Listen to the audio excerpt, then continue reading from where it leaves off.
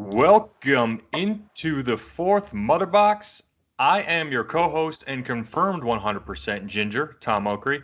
Joining me as always is the diet ginger of the show. Can't get over that one. And our other co-host, Kyle Cosentino. And I give all credit to that diet ginger joke to our buddy and drummer of Scourge, Tim Marciano. Thank you very much. He came up with that in a group chat this week. But today we have a very special guest. One Brad Hughes from the world famous Jedi Talk podcast. Brad, how the hell are you today? Dude, I'm doing good. World famous is quite that's hefty to live up to. But I don't know, it's always been world famous to me. So as long as everything is the way it is to me, I feel like that is the truth of the matter. You know what? That's fair. And then when you're here that it's just two guys in a garage surrounded by a bunch of action figures, some of the mystique will wear off. It's still better than like 95% of the podcasts out there, but I digress. Diet Ginger, Kyle Cosentino. How the hell are you today, sir? Well, I want to say two things to you. One, you can go shit in your hat. And two, when you go to Disneyland in how many weeks? 2 weeks, sir. I'll be there 2 weeks from today. I hope when you finally buy that wonderful Mickey pretzel, I hope you drop it on the ground and it rolls in dirt. You know who's going to buy me that Mickey pretzel? Mrs. Cosentino. She's not. No, she's not. No. I hope Disneyland closes right as you walk up to the gate. I don't know why they would allow gingers in there anyway. Kyle, I swear to God, I will murder you. Those variants kick in and California's like, we got to close again. Are patrons going to confuse you as Black Widow because you have red hair at Avengers Campus? Brad, speaking of Disney, did you know that Kyle can only get on like 2 rides and they're all in Toontown? Because he's short, or no? It's because he's short because of the height requirements. Yeah. Gotcha. A little bit. But good thing, Kyle, is you'll be able to get on Web Slingers. That doesn't have a height requirement. Hey, those are 2 really fun rides, so I'm not complaining. We could do this all day, but Brad joins us for lots of reasons. One, because he's an excellent podcast host. 2, he's just an overall fantastic guy. And 3, I bribed him. No, I'm just kidding about that third one. But we wanted to welcome Brad today. Like I may mention on previous shows, I am joining that world famous Jedi Talk podcast with Brad Hughes and Evan T. Boucher. Check it out at podcasts everywhere that podcasts are available, and YouTube at The Brad Ventures. Correct, sir? Yes, I think it's either Brad Ventures or The Brad Ventures. I'm pretty sure it's The Brad Ventures. I really should learn this because I always forget this. Every week, if you listen to Jedi Talk at the end of every week, I'm always like, is it Brad Ventures or The Brad Ventures? And I have to look it up and type it in, and it's a disaster. You would think at this point I would learn, but the reason it's so confusing is because when I went to do it, whichever one it is was available, and the other one wasn't. So okay. I think I tried for Brad Ventures, and in my head, that's what it is because that's what I wanted. And then I think The Brad Ventures was available. So I don't know who Brad Ventures is, but he's living my dream right now. That son of a bitch. How dare he? How dare he? Well, let's just open the show there. I don't think I specifically know the full story about Jedi Talk. I mean, it's obviously gotten pretty damn popular. Like I said, world famous. But let's be honest, it's gotten pretty popular. Well, could you give us the Jedi Talk story and give the listeners the story about you? And give us a little bit about yourself too. You are obviously probably the biggest Star Wars fan that I know. I'm a pretty big Star Wars fan. I know Evan's a big Star Wars fan, but you're the biggest one out there I know, and that's another reason why we're bringing you on today to talk some of that. But how did Jedi Talk start? How did you get into Star Wars, and how did you get to the point you're at now? So I've always been a Star Wars fan on some level. I grew up playing with Star Wars action figures before I even saw the movies. So it's actually funny that I'm collecting action figures now. That's the thing that I'm into right now. It's kind of all come full circle. It's very weird. But so the podcast came out of the podcast I was doing at the time called the Daily Disney Blog Podcast with my friend Josie. And me and her started this podcast, and it was simply because at the time I was a stand-up comedian, and I didn't have anyone in my friend circle that gave a crap about me talking about Bob Gurr right before about to go on stage at a comedy club. They're like, "Shut up! What are you talking about?" And I just like, I was doing a podcast at the time. It was a comedy podcast called Lower Level Podcast. And I was like, I'm just going to try a Disney podcast. Like, is that even a thing? And then I looked it up and I found out that like Wedway Radio exists and, WDW Radio and Be Our Guest podcast. And so I started listening to them. Oh, and Inside the Magic, back when Ricky Briganti was doing Inside. I'm a big Disney podcast nerd. When Ricky Briganti was still doing Inside the Magic. And all of those were like, I was like, okay, this is what I want to do, and this is what I'm looking for. And it's kind of weird now that I've become friends with most of those people, especially the guys from Matt from Wedway Radio. I don't really know Nate that well, but me and Nate are buddies, and I know Mike from Be Our Guest, and I know Ricky from Be Our Guest, and it's just kind of odd that it kind of spiraled into all that. But so around the time of The Force Awakens, Disney stuff fell under Star Wars stuff rather fell under the Disney umbrella. And I was like, well, I guess we can talk Star Wars now. It's just cool. And I would get comments on Twitter and on, just the podcast episodes at the time, like, quit talking about Star Wars. I'm here for Disney, not Star Wars. I was like, well, Star Wars is Disney now. And it was still kind of new. And so I was like, in my brain, I was like, well, it's Disney. Like, if I can talk Marvel, why can't I talk Star Wars? And so I just started doing a podcast by myself that was Star Wars. And it was basically just me kind of talking. And it was so poorly produced. Like, you can go back and listen to some of those episodes on the podcast feed. And it's embarrassing to go back and listen to now. But it's basically just like kind of doing predictions for The Force Awakens. And then by the time Last Jedi was rolling out, I had uprooted my life and moved from North Carolina to Orlando. And then it just kind of spiraled. And I was still doing Jedi Talk by myself. And then I met Alex, who worked with me at Disney, who was my co-host for a long time. Oh, I'm sorry. In between that, I met my friend Josh, who started doing the Disney podcast with me, but he just didn't know Star Wars well enough. So when we would do these episodes, I'm like, I think that Darth Plagueis is going to play into Episode 8, like at the time. And I would talk about it, and he would just look at me like, sure, I don't know what you're talking about. And so I was like, I either need to do it by myself so I can just kind of talk about it and not have to explain it along the way, or I need to find someone that I can do the show with. And I never really found anybody online. Like, people would say they're Star Wars fans, and then they're like, "There's a 7th movie coming out." Like, people over say that they're fans, and that drives me insane. But I ran into Alex, who I worked with at Disney, and we started talking, and I was like, "I think you'd be good at a podcast." Yeah. And he's like, he goes, "I always wanted to do one." I was like, "I have one. Come do it, and let's see how it goes." And it was the first episode we did was 4.5 hours long, and my recorder gave out. The batteries died. And we lost the very first episode. So we kind of went back and re-recorded it the next day, and kind of just like hit trying to remember all what we talked about. And it was from then on we got, I think before he came on, I was getting media access to Star Wars Celebration. Me and Josh did Star Wars Celebration here in Orlando, and I went back and rewatched that video this week, and there's so much cool stuff in those videos. It was I just reliving Celebration so much fun, and I miss it so much. But me and Alex went to Chicago in 2019 when Celebration was in Chicago. We were able to do that, and now it's kind of morphed into me and Evan, because Alex is actually Australian, and he was here on the Disney International College Program.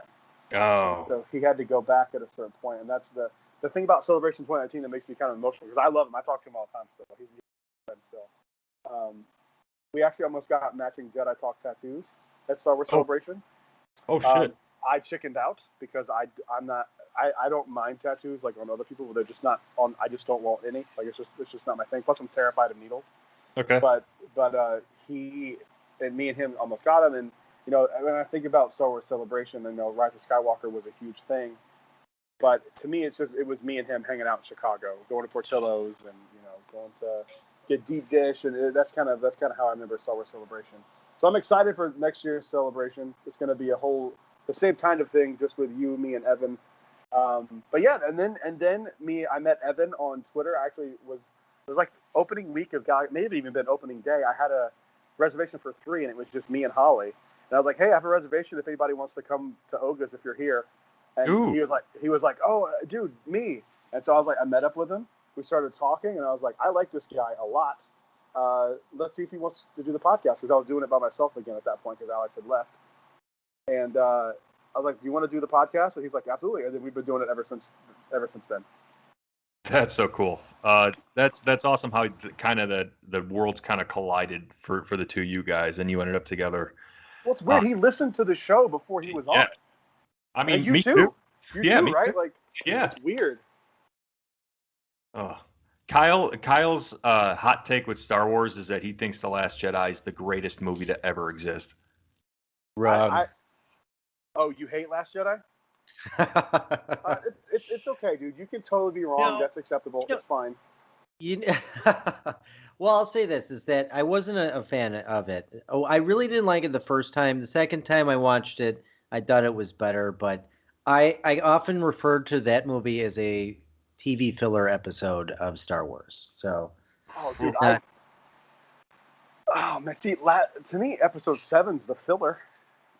I mean, you can tell everything in the title crawl from 7. I mean, you get the whole story. Luke's gone, First Order's there, and then just they kind of rehash those story points instead of moving forward from that point. Like, the whole point of a crawl is to move past it and like to just establish what's already happened and move on.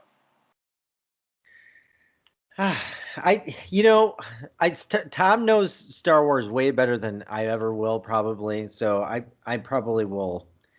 I'm kind of more of a Star Wars noob, and I'm getting more into it. I would say that definitely with the newest 3 movies, and then the Mandalorian, which I just was like obsessed with. So, I mean, I don't think I can go toe to toe with the Star Wars buff, but I will tell you I will give you my humble opinion. I want to know I always like to know what people don't like about it, because I feel like a lot of people say they don't like things that actually happened in the movie. Like, they're like, Luke's was like, he was so weak. And I'm like, well, no, he came back and did like the most Jedi thing ever. I mean, every podcast I'm on, because people know I love Last Jedi so much, it always just devolves into me yelling about how great this movie is. That's why I got it out of the way. That's why I brought it up first, because I knew you were eventually going to get there. It always happens. I don't know. And I try not to do it. And then for some reason, I'm always like, oh, but in The Last Jedi. And I'm like, okay. I'm sure people are tired of hearing me talk about it. But I really would love to have Rian Johnson on the podcast. I've never reached out to him. I don't think he would do it. Dude, you never know. And I'm glad that me and Kyle are on this podcast, because Kyle's, family, I make mention and we joke about mom and stuff. But in all actuality, really big fan of the Winnie the Pooh franchise. And you interviewed the voice of him. This is correct, right? Yeah, I interviewed Jim Cummings, who's the voice of Pooh and Tigger, and the voice of Hondo Ohnaka. That's right. For Star Wars fans. Yeah, that was really fun. That was he's also the voice of my all-time favorite fictional character, Darkwing Duck. Like, as I actually set up my garage, so when we're doing the podcast, I'm looking. My action figures are behind me, and I have 2 paintings of Darkwing Duck that I look at while I'm recording with 3 of my Funko Pop Darkwing Duck action figures. My whole I actually, this is a weird fact. I own everything ever produced that had Darkwing Duck on it. I have the party paper plates, like party hats, whip blowers, action figures unpunched, the 12-inch doll that they made. I'm a big as big of a Star Wars fan as I'm a bigger Darkwing Duck fan. I love Darkwing Duck. So it was amazing to talk to him, because at the end of it, I was like, I'll give you $100. Is there any way, he didn't take it, obviously. Like, is there any way you can do Darkwing Duck as an intro for the podcast? And I used it for a long time until I changed the name of the podcast, because it didn't make any sense that you clicked on this podcast and then it's playing something with a different name. So I quit using it. I still have it. Yeah, you're going to have to show that to me. If you go back and listen to some of the older Disney episodes, anything after where he came on, you can hear it.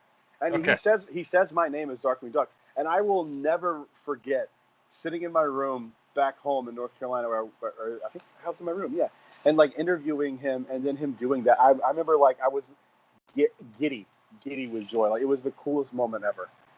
That's so cool. He's such a nice guy, by the way. I listened to that episode. That was cool to have him come on your podcast. Oh man, it was awesome. Thank you for listening, by the way. That was one of my like the weird thing was that was so early on too. Like I had no business having him on the show at that point. I was terrible at interviewing. The only thing I didn't like about that interview was that I had to like send questions in advance, and I hate that. Like we did show notes, but like I like to talk off the cuff. Like I didn't. Yeah. I'm not reading anything while I'm talking right now. I mean, we have, like I said, loose show notes, but like they wanted like thorough, and I get why they don't want you to make him uncomfortable and make him say something that he might not want to say. So I get it, but like that's the only thing about it. I go back, I listened to it not too long ago actually myself because I was like, I can't believe I did that. And I was like embarrassed about how terrible the interview was because I didn't think the interview was very good. He was great, but I was too excited. He was great because like he not only he voiced those big major characters, but he would always do like random characters. He was kind of like the voice of like our childhood. I felt like because he did so many different characters from Disney and even other franchises too. Yeah, he was a voice on every show on the Disney afternoon, except maybe Gummy Bears. But Darkwing Duck, you had Darkwing Duck. He did Herb Muddlefoot. He did Negaduck, of course. Then Goof Troop, he's Pete, which is like the Goofy movie is another whole thing. That's like my entire childhood is the Goofy movie. My kids love it too. I mean, I interviewed Bill Farmer too. We talked about it. But I mean, that's just a whole thing in itself. But he was the voice of Bonkers. He was in the Aladdin TV show. He was in the Aladdin movie. He sang "Be Prepared" in The Lion King. I mean, this dude's like one of the most accomplished. I would even just say like actors of all time. I mean, name a better resume than what I just even like. That's just the tip of the iceberg. I mean, he's done so much. He's the voice of the lightning bug in Princess and the Frog. I mean, like, isn't he Taz? Is he Taz? Yes, he's Tasmanian Devil. Yeah. Wow. He's everybody, man. I mean, he is the voice. And there's the thing I love about him is like all his characters sound different to a certain degree, but you can always tell when it's him, and that's a good thing in my opinion. I got a cameo from him for my mom for her birthday last year because I put it in the notes. I'm like, my mom really loves Winnie the Pooh, and it would just mean a lot to her if he did this. And he did. He like put up like two stuffed animals of Pooh and Tigger, and he just did this little scene of like Pooh saying happy birthday, and he did the Tigger voice. It was so well done. My mom was just blown away. She was like, it was like one of the best, her favorite presents ever. So I was really happy. What a great guy. Dude, that's awesome. Bill Farmer actually did something similar with my son. After we interviewed him, I was like, I was like, I didn't want to. I was like, my son's a huge fan of the Barnstormer at Disney World. It's still his favorite ride to this day. He's almost 10, but he just loves that ride for whatever reason. It's just one of those things. It's like that's his memory, right? Like that's what he's gonna remember is the Barnstormer, and that's silly to anyone who has ever ridden the Barnstormer because it's literally a 12-second roller coaster. But he loves it, and I was telling him that, and he's like, "Oh, that's really cool." I was like, "Yeah, he like loves it. Like he memorized. Like we watch it on YouTube all the time. He's memorized everything that Goofy says in it." And he goes, "Is he there?" I was like, "Yeah, he's there." He goes, "Do you mind if I talk to him?" And I was like, "Are you serious?" And he's like, "Absolutely."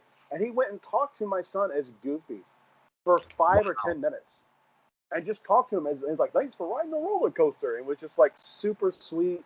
And the nicest guy. I mean, like, he is the nicest person on the planet. Bill Farmer is amazing.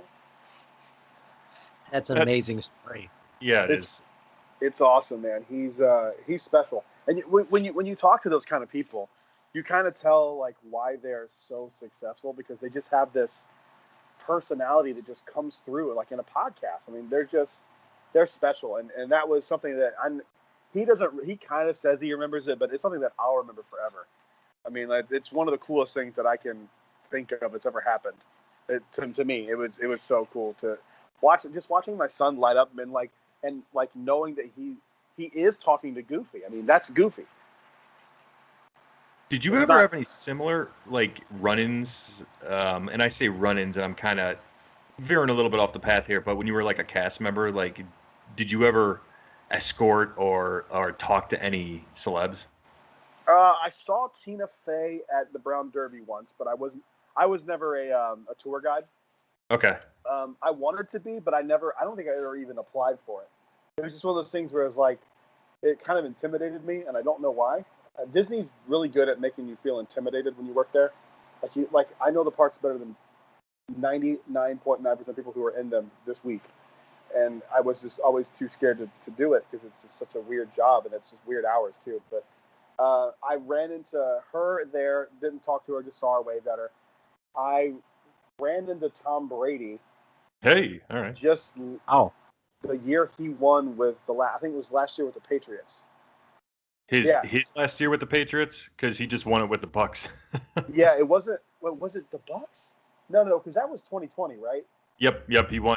They just won last year, and Gronk is the only one who showed up to Disney World. Yeah, so it was the year before that, I think, when he won with New England. Patriots. Yeah, okay. That was the year before that, right? The last time the Patriots won the Super Bowl was 2018, I believe. So that makes sense because I think, yeah. Well, yeah. It has to be that because I ran it unless he was just there. But no, I remember they did a parade. Yeah. Yeah. So that year I ran into him at Magic Kingdom backstage. I was walking to a parade. Oh, cool. And I was like, "Hey, Tom, congratulations!" He's like, "Hey," he saw my name tag. I was like, "Hey, Brad, thanks, man." That's cool. He was super cool. But other than that, no. I mean, I have a friend of mine, and unfortunately, I feel bad even bringing this up, but his husband just passed away this week, like 2 or 3 days ago, like a week ago, maybe at this point. And he had he was a cashier at the time at Disney, and it was at Magic Kingdom, and he got an autograph from George Lucas at a cash register. Oh, wow. Showed me the picture of it, and I was like, dude, that's incredible. And he's not even a big Star Wars fan or anything. He knew who he was. Oh yeah, you're gonna know who George Lucas is. But I mean, you should. And it was just weird. It's just odd to me too that he just like bought like a Coke or something. Like I forget what it was. He told me it was a T-shirt, I think, is what it was. But it was just I was like, wait, he has to go and buy George Lucas has to buy a T-shirt at Disney World. He probably wants to. I mean, he probably does. He's got to spend that money somehow. Right. He's got so much of it, so much money. All right. So as we kind of segue into our news, and we got a good amount of it, Brad. I want to, this podcast was bred after the release of Zack Snyder's Justice League, or commonly referred to as the Snyder Cut. Kyle and I were both big members of the release of the Snyder Cut movement. I briefly mentioned to you what the Snyder Cut movement did, raising almost a quarter of about $750,000 for the American Foundation for Suicide Prevention, because Zack had to bow out of Justice League originally because his adopted daughter committed suicide and he just couldn't deal with it. And then Joss, I can't blame him. I mean, that's just heartbreaking. Just to say that there. I mean, that's just I didn't know. I knew that had happened to him, but I didn't know all people supporting. That is awesome. I mean, that's and this is maybe a little too deep for this type of podcast. But as someone who deals with depression myself, that's a tough one. And to lose a kid that way is just unreal. Can't imagine. No, I can't. Oh my God. It pulls at your heartstrings in the Snyder Cut, and you and I we've got it earmarked to watch it, Brad, you and I. Yes. But you're going to lose it when you see the for autumn part of the movie. Like after it's done, it reveals it's for his, deceased, adopted kid. I'm gonna cry. Yeah, probably. It's. Oh, I mean now. I mean that's just that's rough, dude. Yeah, but anyway, this not to tamper down on everybody. Jeez, Tom, you fat slob. Let's keep moving not here. Fat, stop it. But anyway, so then Joss Whedon jumped in, butchered the hell out of it. We got what we got in 2017. Fought forever for 5 years to get this movie out, and it's out. And Zack Snyder pushed it. He directed it. So this podcast was bred essentially out of the Snyder Cut. I mean, it's called the Fourth Mother Box, for God's sakes.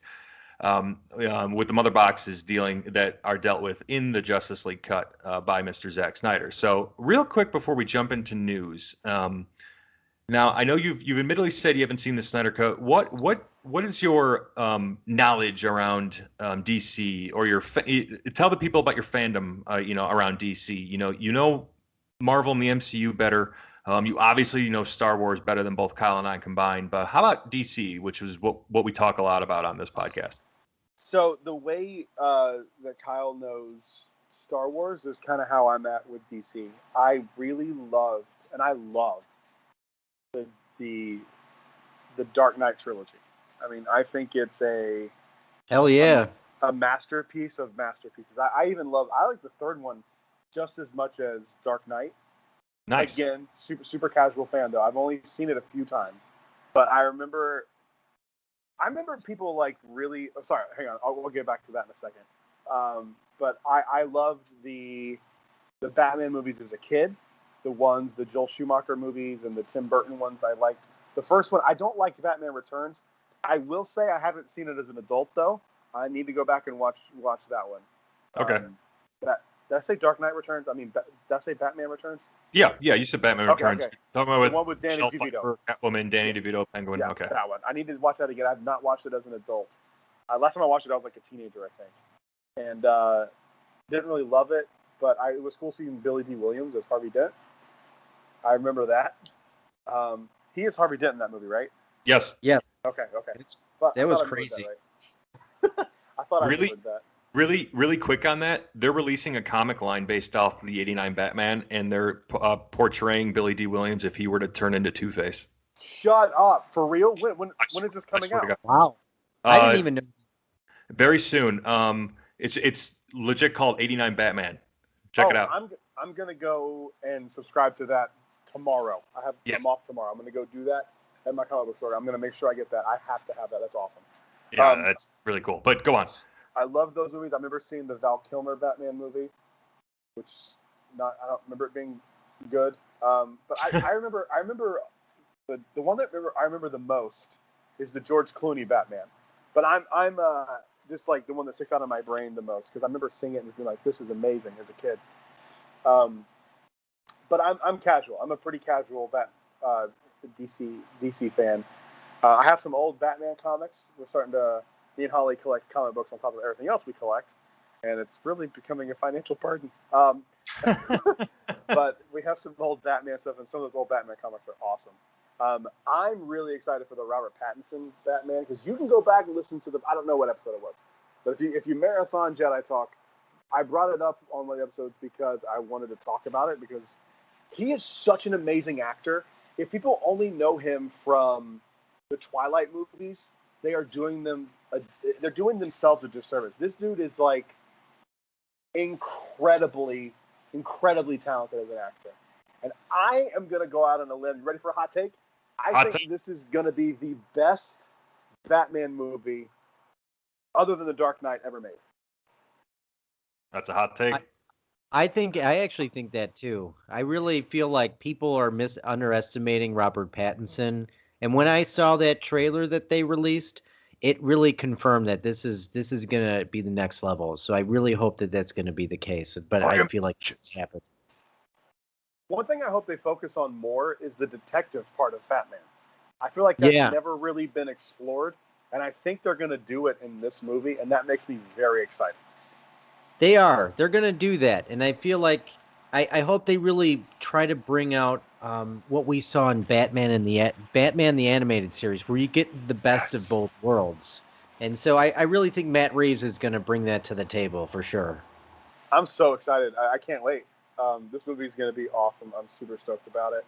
It was supposed to be out today, right, Tom? Yep. It's so funny. It was supposed to be released today. Thanks a lot, COVID. That's crazy. When have they set a new release date? March 4th, 2022. Oh, God. We got a while. Yeah.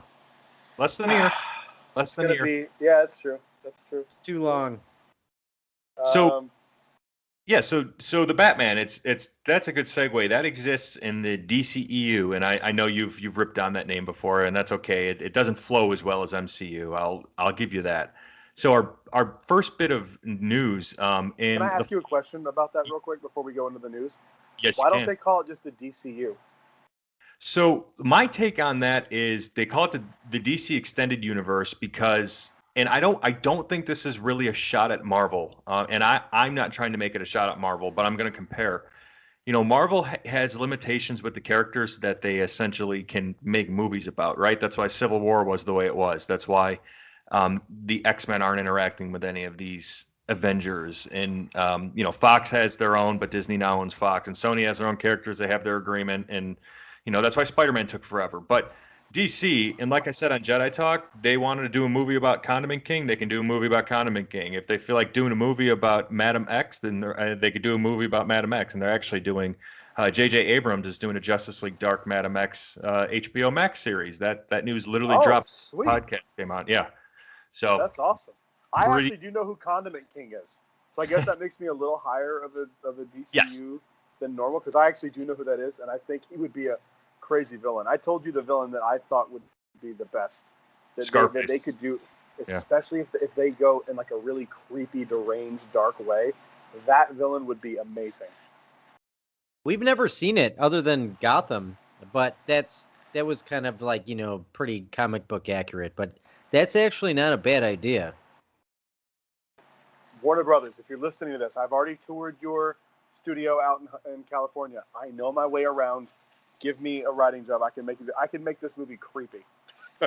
If we can get you into Warner Brothers, then we can restore the Snyderverse. Let's do it. It's going to get restored. Yeah. I think it has to. There's two, like, at this point, if they ignored it, there's so much demand for it. And like, as someone who, like, again, I don't really see a lot. I'm pretty off the internet now. It's toxic and it's time consuming. And you look down your phone, like, I've been on Twitter for an hour arguing with this random stranger. I don't need to be doing this. Right. And for me to like know that the like something that I'm not like a huge fan of, that I don't see online, to know that this was a big deal to a lot of fans shows that it's like part of the cultural zeitgeist. Like, it's a pretty big thing. Like, I knew episode 3 of Loki was going to suck, which we'll talk about later, when no one was talking about it. And I didn't hear anything about it. Like, I'm an old man at this point. Like, if I hear about it, that means it's a pretty big deal. And people were flipping out over the Snyder Cut. And I can't wait to watch it. It's going to take 6 weeks, but, I'm excited. It'll take about 6 weeks, but it'll be absolutely worth it. So the Batman is in the DC extended universe, and so is the Flash movie. And most recently, the Flash movie has had a ton of leaked images that are posing some big questions. So I sent you guys the images. Brad, I don't know if you know too much about this movie, but Barry Allen done fucked the timeline up again. That's why we've seen some of the leaked images that we've seen from this movie, and it's raising a lot of questions. And first and foremost, I'm going to start with the most important one. At least I know Kyle's going to agree. And Kyle, I want to know what your thoughts are specifically first on the return of one Bruce Wayne played by the incomparable Michael Keaton. You know what? When I saw that image, it brought back my childhood. It's like, I remember growing up on those movies, like the first and second one. We're not going to talk about George Clooney and Val Kilmer. To me, those don't exist. But that's fair. But when I think about superhero movies from my childhood, the two that come up the most are Christopher Reeve's Superman and obviously Michael Keaton's Batman. Like, I'll never forget when I watched it for the first time. It just was everything that it needed to be. I mean, Jack Nicholson's Joker. The Penguin and Michelle Pfeiffer's Catwoman, which on another podcast I just raved about.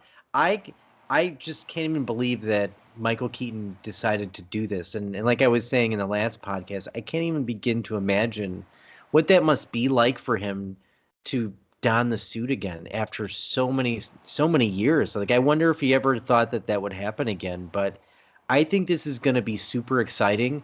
This is giving the fans what they want. Like, the fans want this. Just like, Spider-Man No Way Home, everybody's talking about it's going to be a Spider-Verse movie. Tobey Maguire might be in it. We might see Andrew Garfield and all these people from the past. This is what fans want more than anything. They will foam at the mouth for this. So I think this is going to blow everything in the way. This might rival Zack Snyder's Justice League. I mean, really, it might be the defining point in the DC, movie universe. Go ahead, Tom. Sorry. I was just going to say it certainly has the potential. to do that with bringing such a prominent character back. And real quick, the rumor mill is that he's signed on for 3 more movies after The Flash. I'm talking about. Yeah, I read that today. I thought that was, I couldn't believe that. Like, so what do you think? Do you think because I remember them talking about how he's just going to be, maybe not have like a super big role, but kind of like the guy. He's going to be Nick Fury of the DC extended universe. Yeah, like the Nick Fury of the DC universe. What about this? What if they're trying to go in like a Batman Beyond kind of direction, where you have this like older Bruce Wayne, and then like a new Batman kind of thing with Robert Pattinson? For me, like I never super got into Batman Beyond. I know it was with Kevin Conroy, who was my favorite Batman of all time. Mine too, actually. That voice is iconic. Oh my God, yes. Aside from Batman Beyond, the Batman Beyond movie, The Return of the Joker, which is one of the most excellent DC animated films of all time. Hell yeah. I see fans all the time talk about like Batman. This is going to be like they should do a Batman Beyond series, and I think it could be interesting. I mean, I don't know. I'm open for anything. Like really, I'll never not want more Batman. That's just who I am as a person. So Michael Keaton, essentially, I think he's going to, I think it's going to be some sort of a pseudo role between like a Nick Fury, like the MCU has, with what Brad said, with a Batman Beyond kind of role where he's going to be teaching the next Batman, or, we already know the Flash movie surrounds around Flashpoint, right? So Flashpoint, for those unaware, Barry he finds a way to save his mom, essentially, screws the timeline up, messes everything up. The Atlanteans are at war with the Amazons. I don't think this movie's going to go that deep into it, but it's going to take liberties with it. That's why, again, segueing to another picture that we saw of Supergirl in flight. Now, but real quick to wrap up my thought on Keaton, he's going to act just like the commander. I think once they get the timelines back in order in the Flash somehow, he's going to be the one to direct the new Justice League, or however they want to portray this Justice League. I'm assuming Affleck, even though he's in this movie and he's reprising the role as his Bruce Wayne, and Keaton's reprising the role as his Bruce Wayne. That's even more interesting if those two are going to interact at all, and how they're going to do that, because Ben Affleck's Bruce is a little bit on the older side too. You've got 2 old men. That brings up the other point here. We're going to see Thomas and Martha Wayne in this movie. But I can go on forever about what we might get from the Flash.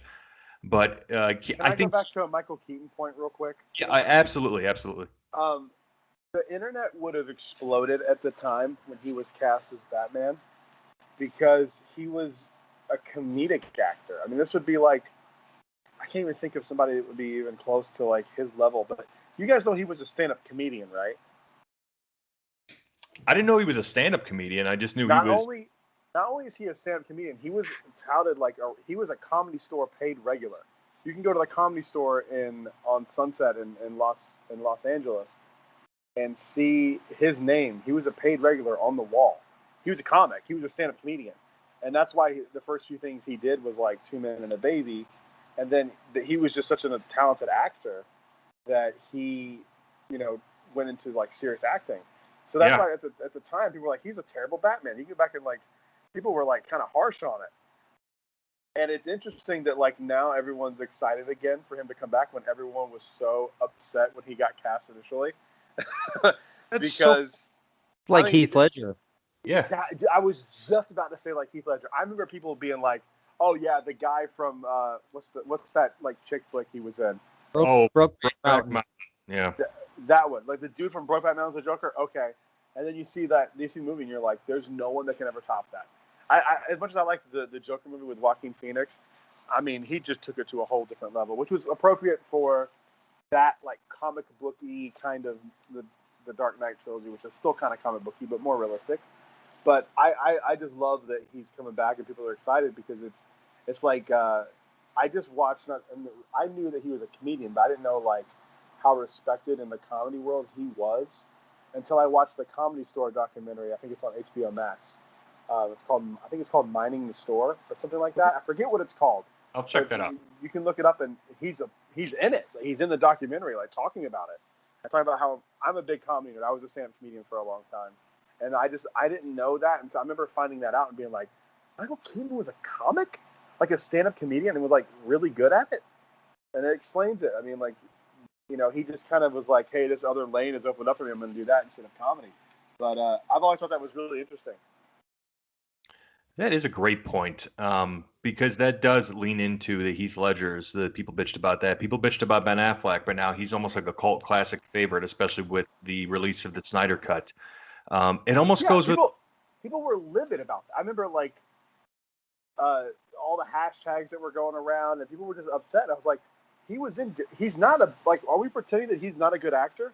Like, why is everyone hating this? This is why I hate the internet so much sometimes, is because everyone just assumes the worst. It's like, some things aren't good, but, like, they're not going to put someone, like, it doesn't make sense for a studio to sabotage it. They know what they're doing sometimes. Like, let them be. Leave them alone. If it comes out and it sucks, that's fine. But, like, you can't judge something you haven't seen yet. WB doesn't have the best track record, though, so... That is very true. That is very, very true. But I don't like I hate when people judge things they haven't done. It's insane. Like, if The Dark Knight had come out and it was terrible, and Heath Ledger was ridiculous as the Joker, fine. Then complain about it. But, like, preemptively being upset is always silly to me. It's okay to, like, not, like, I'm like with Star Wars. Like, there's some stuff I'm like, I don't care. The Bad Batch, I was like, up until 2 episodes ago and today, which was fantastic. But, like, I don't care. But, like, they have a plan. You got to let the plan play out sometimes. And I think everyone's just too quick to jump on things sometimes. But that's my own thoughts there. You're nailed it right in the fucking head. Warner Brothers, where the fuck you at? All right, this merger with Discovery, it better fix your dumbass. And that's as professional as I'll get with that. Wait. Warner Brothers merged with Discovery? Yep, Warner Brothers Discovery. They are one entity now. And Discovery, like Discovery Plus, the people that do, like, the murder shows on. Yep. Really? 100%. Their goal is to kind of compete with the likes of the Netflixes and the Disney Pluses and stuff. Interesting. That could be done. Discovery Plus is awesome. I don't know if you guys use it. I love it. We do. Yeah. Wife and I dig into it every now and again. All the murder shows you could ever want. If you ever want to know 1,000 ways to kill your spouse and not get away with it, Discovery Plus is for you. Oh, speaking of things that we won't find on Discovery Plus, but I mentioned Supergirl. So there was a leaked photo of Supergirl in flight. Now, when you first take a look at this, a couple days prior, Andy Muschietti, the director of The Flash, released the S of the suit that Supergirl will be wearing. Looked very reminiscent of Henry Cavill's Zack Snyder-inspired suit, but I digress. But anyway, Supergirl, and the first thing you notice is, and we talked a little bit about this on the last podcast, and Kyle specifically, darker hair, not blonde, and short. Is this Lara Kent from the Injustice storyline? I thought they confirmed that it was. Did they confirm it? I just heard it was a strong rumor. I don't know. Maybe I don't know. Maybe it was a strong rumor. But I would say this, even if it's, Kara Zor-El, and I was against it at first, but now that I started to think about it, I'm like, it's not the biggest, change in the world. I mean, we've seen Supergirl, on the CW TV show, and then she had her own movie, which I don't think anybody saw, and then she was on Smallville, and she was always blonde. Supergirl had a movie? Supergirl had a movie like back in the 80s, but it's just it's on I think it's on HBO Max, I believe it or not. But I haven't watched it. Kind of don't want to watch because I feel like it's going to be bad. It's terrible. Yeah, it's not good. All those 80s comic movies were terrible. Have you ever seen the Fantastic Four one that was never officially released? No. Oh my God, you haven't? No, dude, I haven't. I didn't even know about that. Oh, yeah. Dude, It is I think it was a made-for-TV thing when that was like big in the '90s, and it like I think it was like I'm pretty sure it was like '91, and it is like people with you, Tom, you and me, and Kyle could do a better movie in my garage. It's Wow. the work with the green screen. Like I'm so serious. Look it up. It is horrific. Was it better than the Star Wars holiday special? Honestly, no. Because at least the holiday special is like a drug trip. This was just bad. I didn't even, by the way, like I didn't even know the holiday special was a thing until recently, and then I started watching a little bit. I started watching a little bit of it on YouTube, and I'm like, what? What is wild. this? It's like, wild. That's when people go like George Lucas used to come back. I'm like, are you sure? You sure you want that? You sure you want George Lucas back in charge? Because he did a lot of stupid shit with that franchise. I was like, was he on drugs when he like greenlit this? Like, what happened? And the weird thing is, like, if you go on Disney Plus now, you can see some of those other, like, the Ewok cartoon. I hope the Droid show comes soon because I want to watch it. Because there's, like, for whatever reason, like, some of the Droid action figures are worth a ton of money with, like, those cards on them. I don't know what any of those characters are. Isn't the Droid show on Disney Plus now? I don't think so. I know they put, like, I haven't checked. But, like, I know the Ewok show is, and I know that there was, like, there was an animated thing, I think, that was actually from the holiday special that shows the first appearance of Boba Fett, where he's like riding the mythosaur, and he's got that like weird green and turquoise coloring. And then Din Djarin's weapon from The Mandalorian is based on that animation. It's not canon anymore. They kind of pulled that from that. So if you go back and watch that on Disney Plus, you can see like the origins of his weapon. But anyway. Sorry, I don't. What were we talking about? I don't even remember. I completely hijacked that. I apologize. We got dragged off. We were talking about the terrible Supergirl movie in the '80s because of Supergirl in flight on those behind the scenes photos that released. So, Brad, you got to see the picture of a short haired, darker haired Supergirl. What did you think? I don't know anything. I don't know enough about it to even have an opinion. So I'm gonna go. If it ties in, sweet. If it's something they're just doing just to be different, that's annoying, and I'm tired of this. Yeah. I hope it's Laura Kent. I hope it's Laura Kent from the Injustice storyline. I mean, now if you go to True and Kyle, correct me if I'm wrong with the Injustice storyline, this is the baby that the Joker killed right along with Lois. That was my understanding. Yeah, and I'm pretty sure in parts of what was released in the Injustice comic storyline, there was like a dream sequence that Clark was having, I believe, or somebody was having, and Laura Kent had grown up to be Supergirl. But anyway, I think they're going to bring Laura Kent to life, right? Am I on the right track?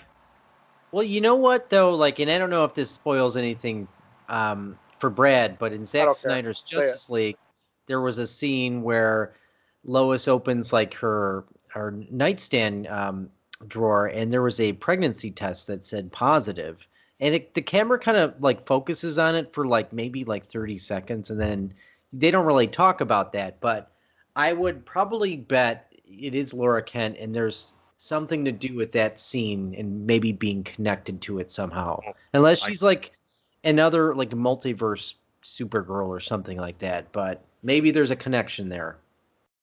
So, quick question: you brought up that the Joker killed this version, this character, right? Yeah. Is Joaquin Phoenix's Joker something that they're gonna play into? Because I'd heard that like he had signed on to do the Joker for one film, and there was like he's like, I don't want to do sequels. I don't want to be a part of this DCEU thing. I just want to do this one movie because I think the script is good and whatever. As someone who doesn't understand like what that's about, what are they doing? Is that canon? So Joker's universe right now is an Elseworlds movie. It's on its own. Okay. If now the Flash movie might change that, because if Barry Allen is screwing with timelines, you never know how deep they're going to go into their inventory here. They might show a flash of another world that could be Joaquin Phoenix's Joker's world, right? And then that would be confirmed that it's all in the same multiverse. But as of right now, that's on its own. Joaquin Phoenix isn't connected to the Flash or Ben Affleck's Batman or Robert Pattinson's Batman even. Well, let me say something too, is that they're in deep talks about doing another Joker. And I remember reading about Joaquin Phoenix and the director, and I remember him saying specifically, if there's a good script or there's a reason where you can, a place where you can take this story, he would do it. And I think if they haven't already greenlit it, I feel like they have. I remember reading that it's like on the table or it's been greenlit. That ending of that movie was so wild. I don't see how they couldn't go off of something. I mean that movie was I loved that movie. I thought that movie was one of those movies for me that was just a really solid movie, well acted, well directed, and all that. But it also spoke to like issues of the culture at the time and that are still relevant now, that did it in a way where it didn't seem preachy and it didn't seem like, I don't know the right word, like not over the top, but like it didn't seem forced.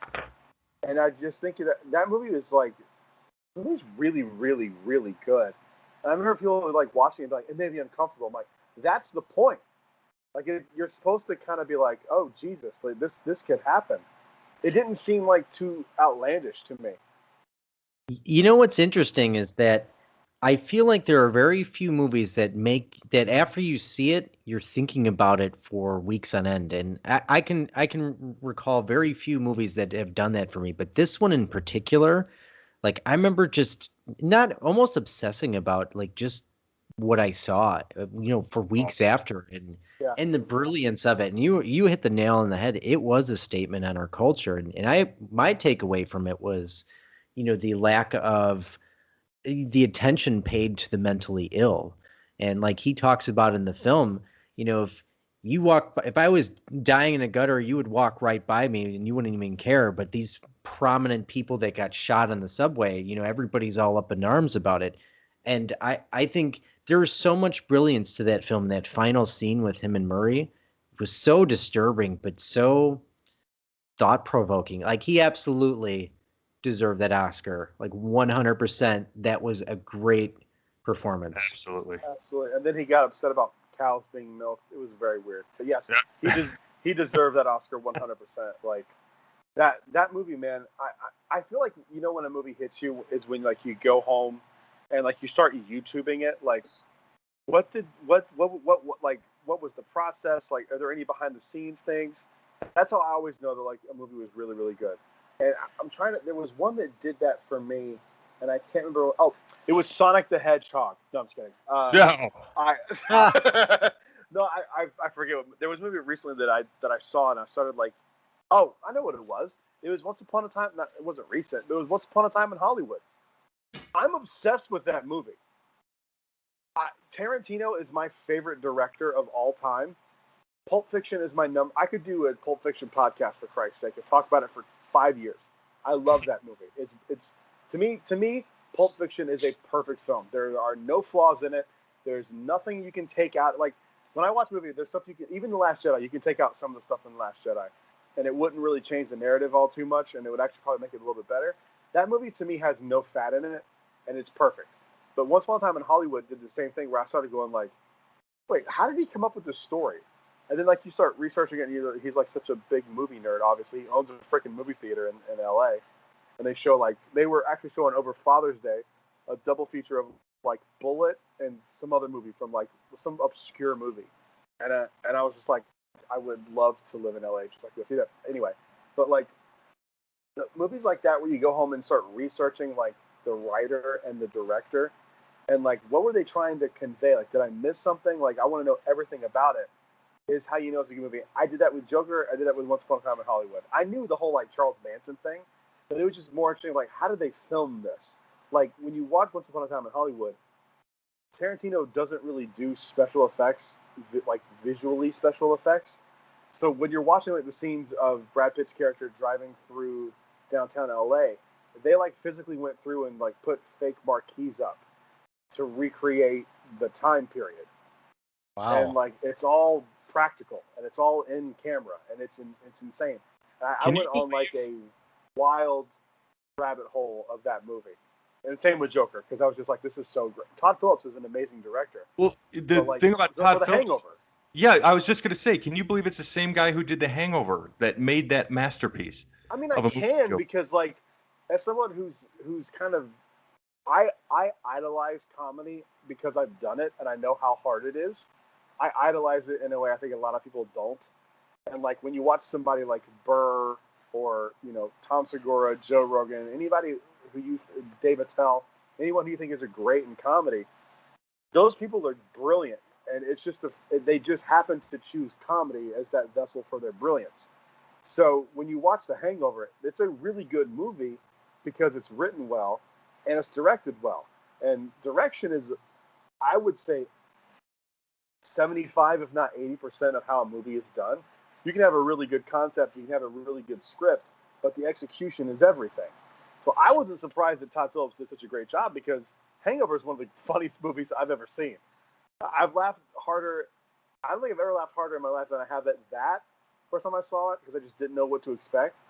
And the first time I saw Superbad were like the two times I've ever laughed the hardest. That movie's still funny. I watched it like 2 weeks ago. It's still hilarious. It's a great movie. And so it's just they just chose that avenue for their brilliance, and it's surprising because it's that good. But I wasn't shocked that the movie was that good because it's hard to pull off comedy in a comedy movie.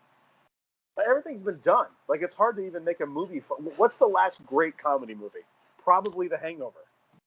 Oh yeah. Name another great comedy movie of the last 20 years. Yeah, that's really. I'm drawing a blank. I'm actually live on Facebook right now, just recording us a little bit. So hey, I think Mike is watching us right now. What was the last great comedy, Mike? What's up, Mike? Everyone says hi to Mike. Michael A. Norat, giving a shout out to. He's probably sitting at a Wendy's right now, eating a Baconator while watching this. That sounds fantastic. I would love PTP right now. PTP. Speaking of things that lacked direction and were things that tried to be funny this week and that totally missed the mark, Loki episode 3. So moving it along, a little bit of Marvel news. So let's discuss the third episode, and we've all had a chance to see it, correct? Yes. Reluctantly, right. I say yes.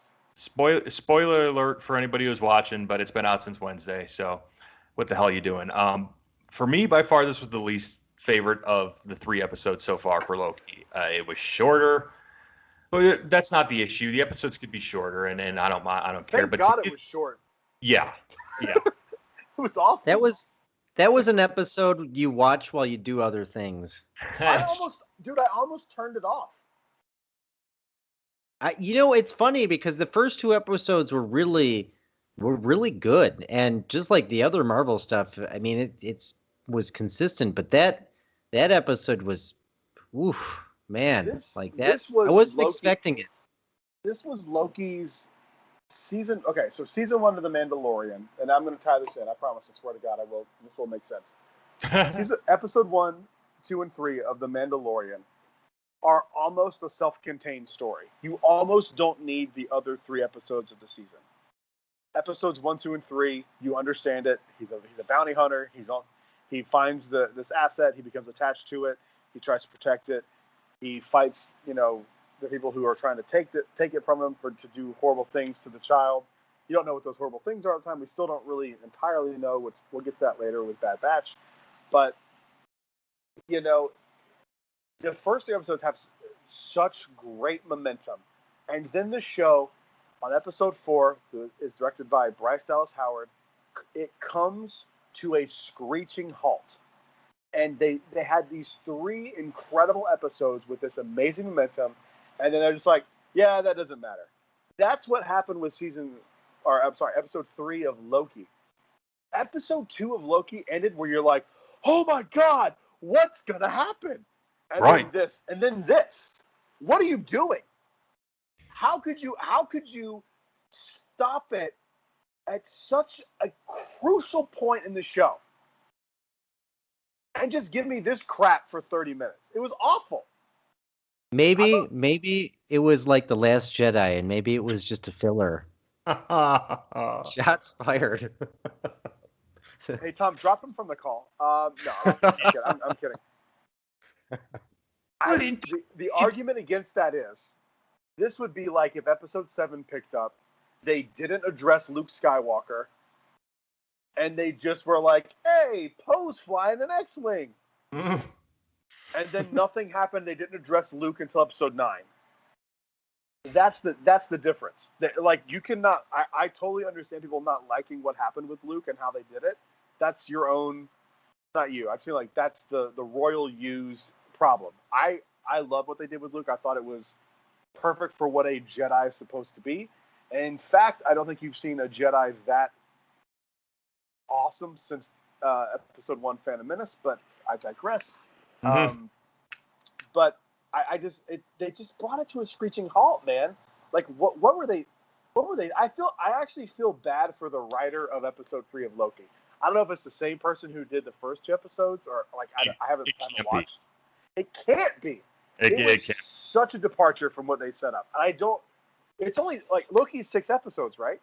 6 episodes, yeah. Only 6 episodes. The tone of this episode was so different from the first 2. I mean, I was telling you earlier, Brad, today, and I didn't tell you this, Kyle, but I want to get your thoughts, Kyle. Did you feel like I felt like the planet they were on was in the Star Wars universe? The planet gave me a Star Wars vibe. 100%. Yeah. It seemed like it was very different. And you know what else too is like Tom Hiddleston is so good playing that character. You kind of don't think that it could get boring, but for some reason it was, and I almost can't even put my finger on it. But yeah, there was really nothing happening. They sat on a train talking in a booth for 40 minutes. Yeah.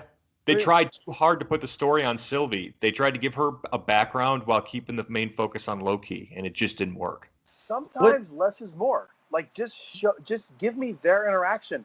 Fill in the story with conversation. Like, just, again, Pulp Fiction. When it opens, you don't even know you're watching the end of the movie, but you're drawn in immediately, like, with this conversation. You don't know who Honey Bunny is. You don't care. Like, it's just, it's interesting from the jump. And they could have done, I'm not saying they should do Pulp Fiction and with Loki, but they could have filled in all that exposition just by, like, better dialogue. It was just boring. It was boring.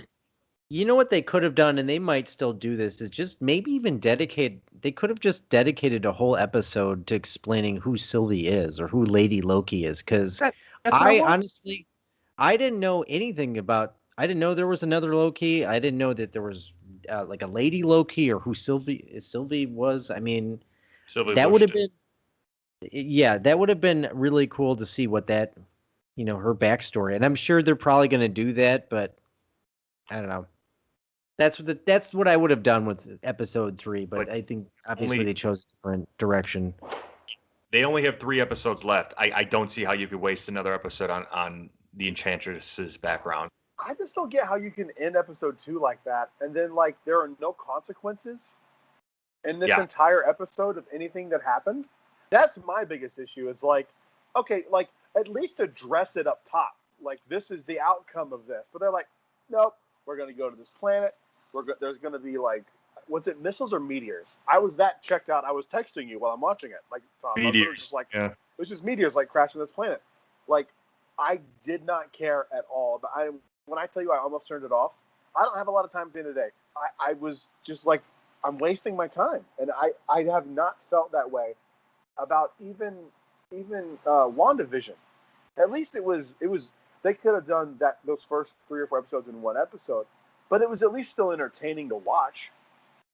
This wasn't even entertaining. It was just boring. Yeah. But anyway, God, I was so let down by this episode because I was like, here we go. And then people were upset about the bisexual thing. I can't believe people still care. Yeah. I can't believe that. You know what? It was a throwaway line. It wasn't even the focus. It's not like the episode was called Loki's gay. It was a throwaway line that I barely noticed. I remember I was watching it with Holly. I was like, that was it? That's what everyone was upset about, was that one line? You know what, though? I'll say this about that is that, and I feel like IGN is a big place, and I don't know if you know what IGN is, but oh yeah, they intentionally stoke this fire all the time because they keep sharing this article, and it's almost like they want people to be upset about it instead of just letting it be what it needs to be. Like, why do we need to fight about it? Why do we need to cause a stir? Like, if you didn't say anything about it, people probably would have cared. No one would have cared. We've seen enough of it in our culture anyway. So for sure. And to me, it was just a throwaway line of they even talk about hedonistic lifestyles up to that point.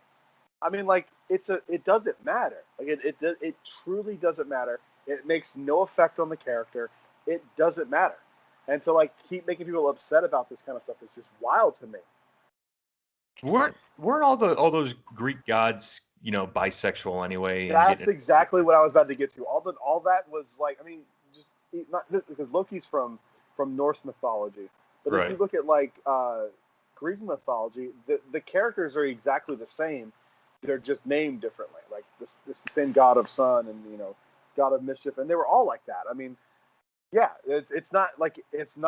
I was watching. I was like, do people not even know history? Of course they don't, because they're not going to take the time to look at it. But you're arguing about something that is historically accurate.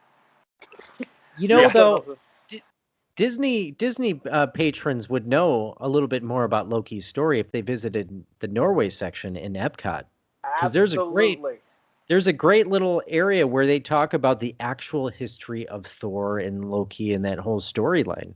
I didn't know that until I went there, and I was like, wow, I didn't know this was a whole other thing, and they just kind of adapted the story of Thor and Loki. Yeah, it's called the Stay of Church at Epcot. That's what it's called. STAUV of Church or something like that. It's one of my favorite places in Epcot.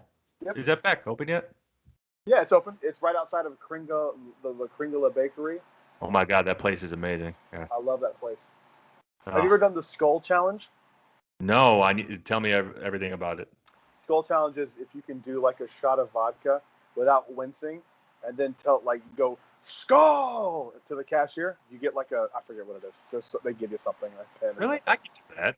Yeah, it's easy. It's not even that strong of vodka. Yeah, I was like, what? This is breakfast. What are you talking about? How do people leave Epcot without having diabetes or just falling over from eating so much or ending up on a scooter? As someone who worked at Epcot, they don't.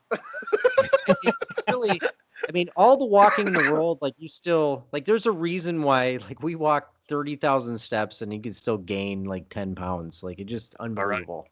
Only at Disney. Only at Disney. Only at Disney. So speaking of things that I watched while gaining weight today, Bad Batch episode 9. Kyle, you're not keeping up with Bad Batch, right? On Disney Plus. I regretfully have not watched it. Okay. I would say watch it now.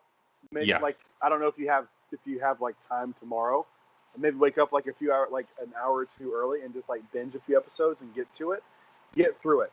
The first episode's really good, and then 2 through 6 are fine. 7 because today was 8, right? Yeah. Yeah. No. 7 or today was 9. 7. God, really? Yeah. 7, 8, 9 are the ones that whoa. Yes. Kind of okay. Get through those. You don't really need. I would even say if you want to skip episodes 3 through 6, you can. There's not a lot that really goes on, and unless you're that one character shows up at one point, which was kind of cool. I forget what episode that was. Is it this kind of the same the Clone Wars? Because I was telling Tom I really tried with the Clone Wars, and I just could not get into it for the life of me. I'm 100% with you. I have watched combined probably an hour of the Clone Wars. I don't like it. I'm a huge Star Wars fan. I don't care about it. I don't care at all. This is worth watching just for these last few episodes. Okay. It's going. Dude, I'm telling you, I'm with you. we even did a podcast not so long ago with Evan's brother Austin, who I'm doing a podcast with tonight for the first time in person. I finally get to meet him in person. He's did Galaxy's Edge for the first time, and it's going to be a good episode. So tune into Jedi Talk for that. It's going to be fun. Oh, yeah. Sorry to plug myself there, but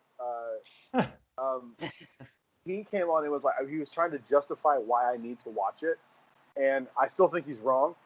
There's some good stuff in that, but I would venture to say 95% of that show was filler for Clone Wars, and I would even say Rebels is probably about 75% filler. There's more stuff in Rebels that's interesting because it's also just less content, like it's less to get through. Right. But the last two episodes of Bad Batch, the first and the last like 3, have been literally amazing. They've been great, and that's somebody who I don't care about the animated stuff at all. I don't care. I've never even, I'm as big of a Star Wars fan as I am, I've never even seen the Clone Wars movie all the way through. Like, I don't care about it. That stuff doesn't matter to me, but this Bad Batch stuff is worth watching. It seems like Disney is really handling Star Wars really well. I mean, with the exception of Rogue One, which, Tom knows that, like, I'm just not a fan of that movie. You and me both. I hate that okay, movie. It's good. boring. Good. It's boring Wow. as shit. Nothing happens Thank for like you. 40 minutes. Thank you. It's like I tried twice. Like, I'm like, I want to like this movie, but I just fucking can't. And with the exception of the Darth Vader's theme. Yep. And that was a reshoot. That was a reshoot. That's what's fun. Everyone's upset about reshoots all the time for stuff. That was a reshoot. I know. It's funny that. Yeah. But I'm with you, man. I hate that movie. It's boring. Okay, and like Joe Miller was like upset. Our buddy Joe was mad.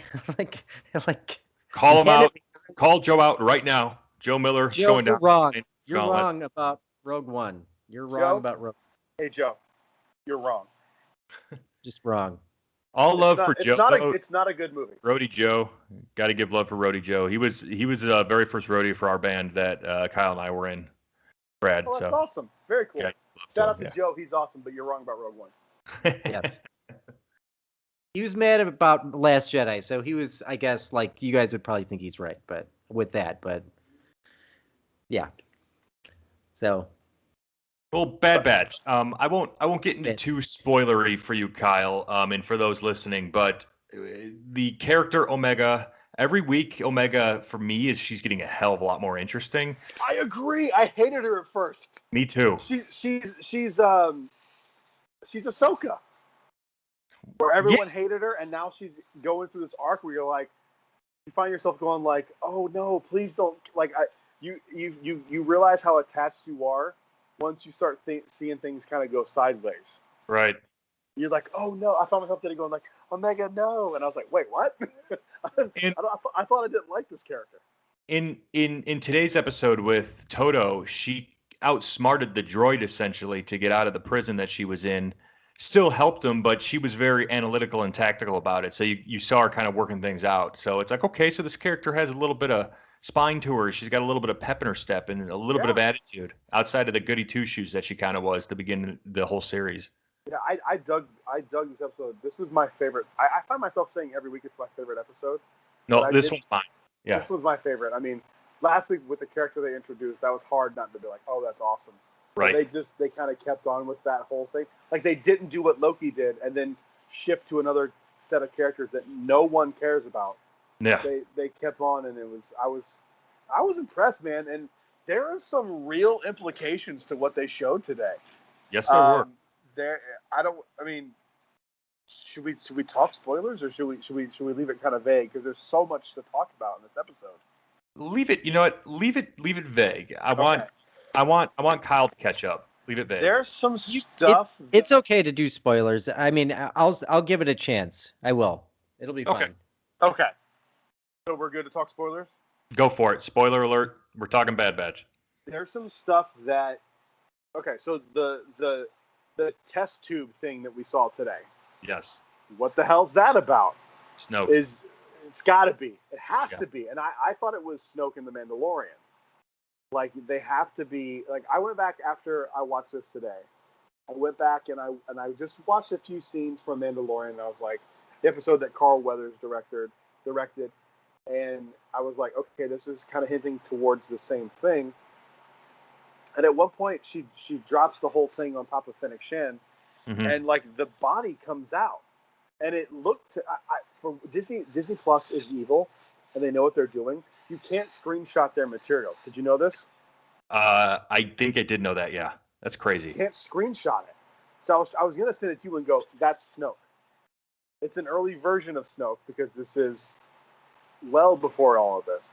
This is all the Empire's contingency plan playing out way before we even realized that they had a contingency plan, which was the plot of Battlefront 2, the video game. And so this whole thing with Rise of Skywalker goes way. I mean, okay, it's not real, but like I always have to talk about Star Wars as like, you know, they wrote it this way. But the fact that they're like kind of going back in time and kind of going like the stuff you saw in Rise of Skywalker with all the Snokes in a jar. I mean, that's what this is essentially. Yeah. They're already planning for things to go sideways. And I found it like wildly entertaining. I was watching it and just being like, I can't believe. Always hooked. Dude, me too. It's the first time, except for the first scene of the first episode. That was awesome. Yeah. The fight between Fennec Shan and Cad Bane today specifically was just so badass. I didn't know I needed it until we watched it, and I briefly talked to Evan over Instagram today. He replied to my story on the Fourth Mother Box on Instagram. Please give us a follow. Thank you very much. When I said it was possibly the best Bad Batch episode yet, it's just a spoiler alert for you, Brad, for the next Jedi Talk. He still liked Episode 8 over today's episode, but that's fair. That's fair. Surprising, but that's fair to me. Right? I thought he would be like more into it, attaching itself to Snoke. That was completely unexpected. Mm-hmm. And did they name what planet she was on? Ooh, what? Because they took off and she escaped, and they were on some planet, and the Bad Batch group was trying to find her. Did they name the planet? They did. It was some random planet. Because they weren't. It was the drop-off point that one of the Kaminoans were going to meet Cad Bane, right? Yes. I did. It slipped me, but I was wondering if it's the same planet from The Mandalorian. Oh. Okay, now I'm gonna have to go back and watch that when this is over. Because they're like that show is frustrating because they don't have a visual guide yet. They got delayed, and I think they were removing Cara Dune and all that stuff. That bullshit came out with all that. But I think they were revising it, and I'm wondering if they're going to actually put the planet names in there, because if that's the same planet that we see in Episode 4, I think it's called The Siege. No, The Siege. Hang on, I think it's called The Siege. I watched it today. I should have this in my memory fresh. But Season 2, Episode 4. If it's the same planet, that's pretty damning that this was Snoke.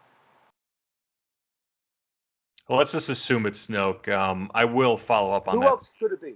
Who else could it be? It's got to be him. I can't wait for the further episodes, though. Oh boy, the rest of the match is going to be interesting. We gloss over this, and we'll move on in a second. But like the fact that they pretty much said she's Force sensitive. Yeah, they really did. Called her special, right? Special. Like they want you. She's like, why? And like, you're special. She's like, what do you mean? And then it cuts away. You're like, no, go back. I want to know what they're talking about. Ended on a cliffhanger. I think you're gonna see her do something Forcey in the next episode. Like maybe like the little bow. Sorry, I'm hiccuping here. I got hiccups. I think you're gonna see like the little bow weapon that she uses. She's gonna like reach out and try to like move it closer to her. Something's gonna happen where because there's a reason they didn't come out and say what was special about her. Okay. And since they did that, there has to be an explanation further down the line of why she's special. It could be a season finale kind of thing because this is not going to be a one season show. I don't buy that for a second. Not now, no. No, it's this episode was awesome. It was my favorite thus far. Me too. So Kyle, can't wait till you get caught up on that. Speaking of being caught up on things, have you seen Shazam, Brad? Have you seen the Shazam movie? I didn't, and it wasn't because I didn't want to. It was just one of those things where I just never got around to watching it.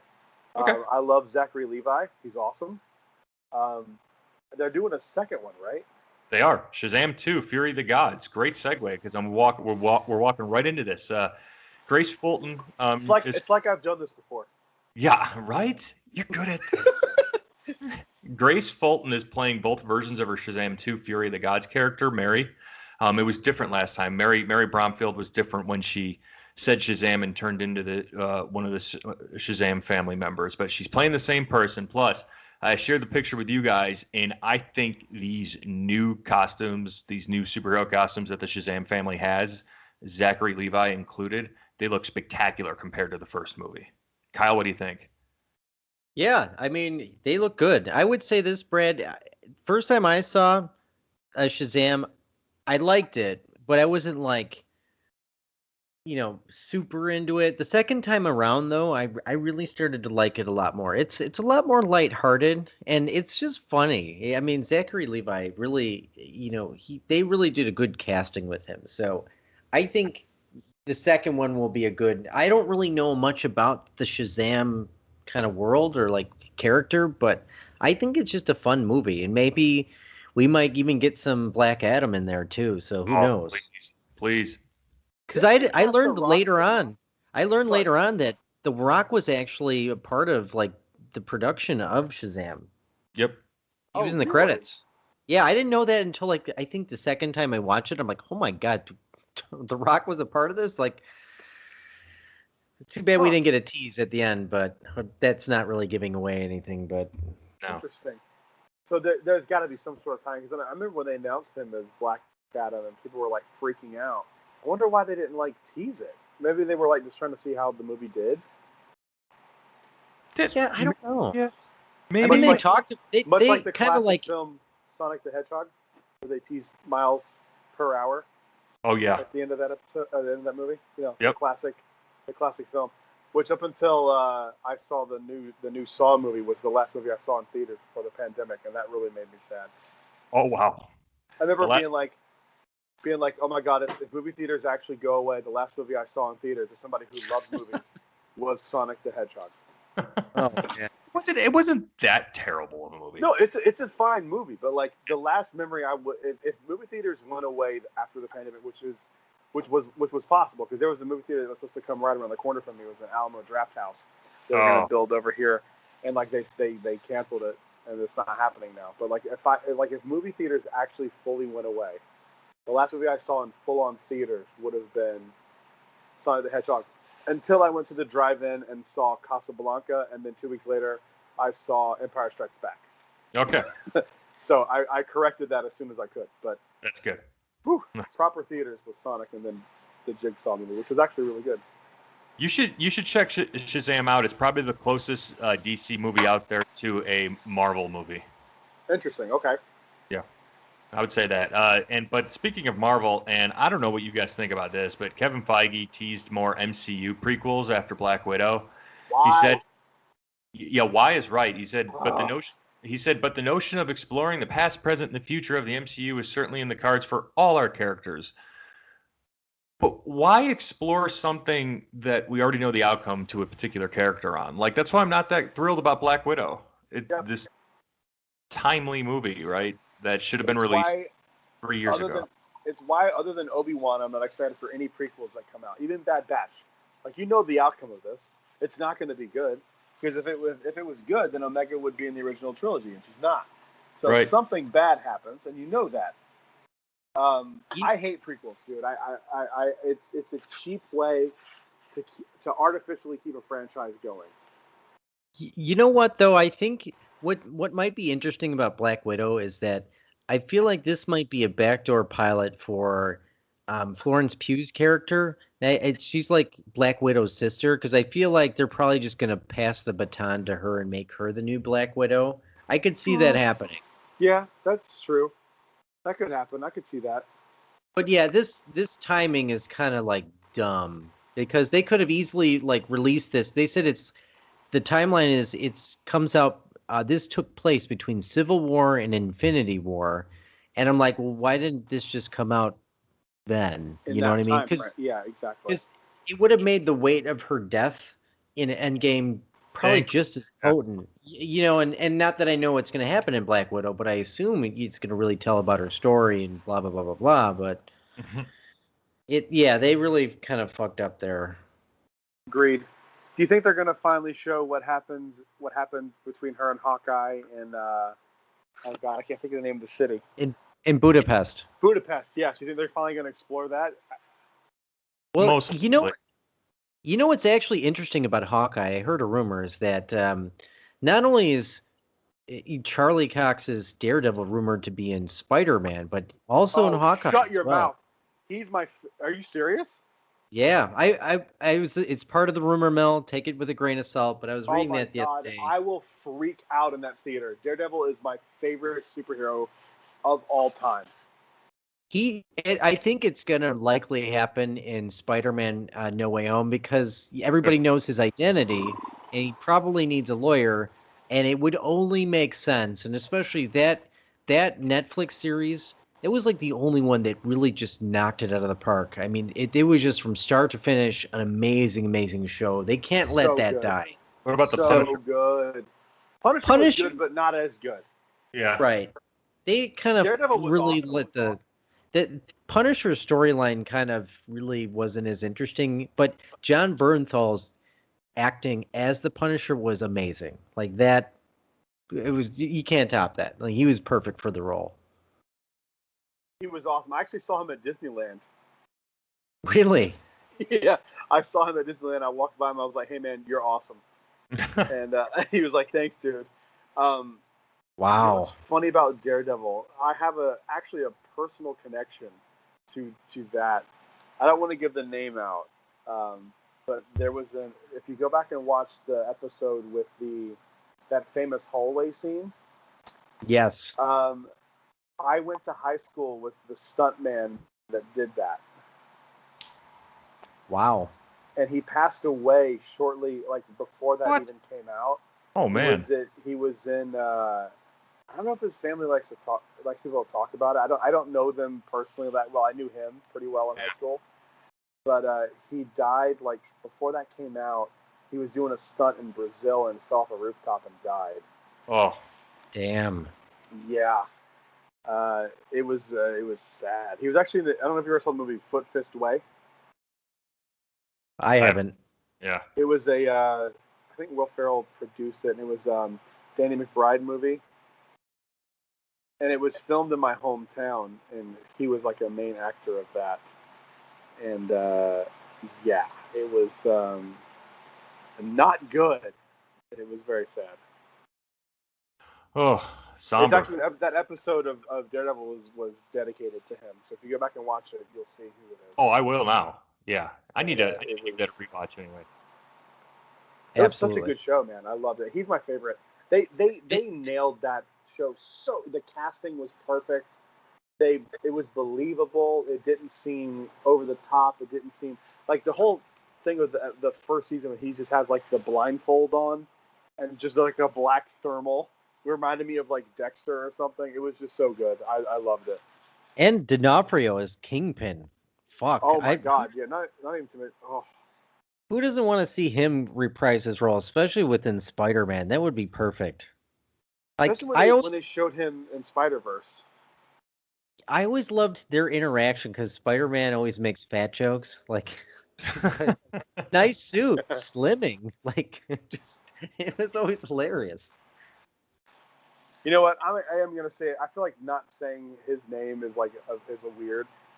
It was my friend Carlos Lopez. He did that and passed away. Okay. And it's sad. It makes me sad talking about it because every time someone brings that, that's not a knock on you guys, but every time someone brings that up, I kind of think of him. I remember the first time I met him, we were in the Commons area of. He was friends with my friend Rodrigo, and we walked up to him, and he was doing like a standing split against a wall, stretching. Damn. And I was like, "We're going to like math. Like, what are you doing, dude?" He was such a nice guy. Super cool. He was awesome. So, rest in peace, buddy. So funny that we mentioned casting with the casting of the Punisher being perfect. I want to get your guys' thoughts on the casting of the younger Han Solo, specifically Alden Ehrenreich, if I said his last name right. I You suck did, with yes. last names. All Can right. I go Oh, first? You nailed it. yes, Ehrenreich. yes. Kyle can go first. What are your thoughts? Because we're going to talk about this passionate group of fans continuing to want to make a Solo 2 happen. So I want to start there with that casting, Kyle. Go. So my thoughts are very similar to what I thought of in my in-depth review of the Guardians of the Galaxy trailer. And here, it's virtually the same review. So here goes.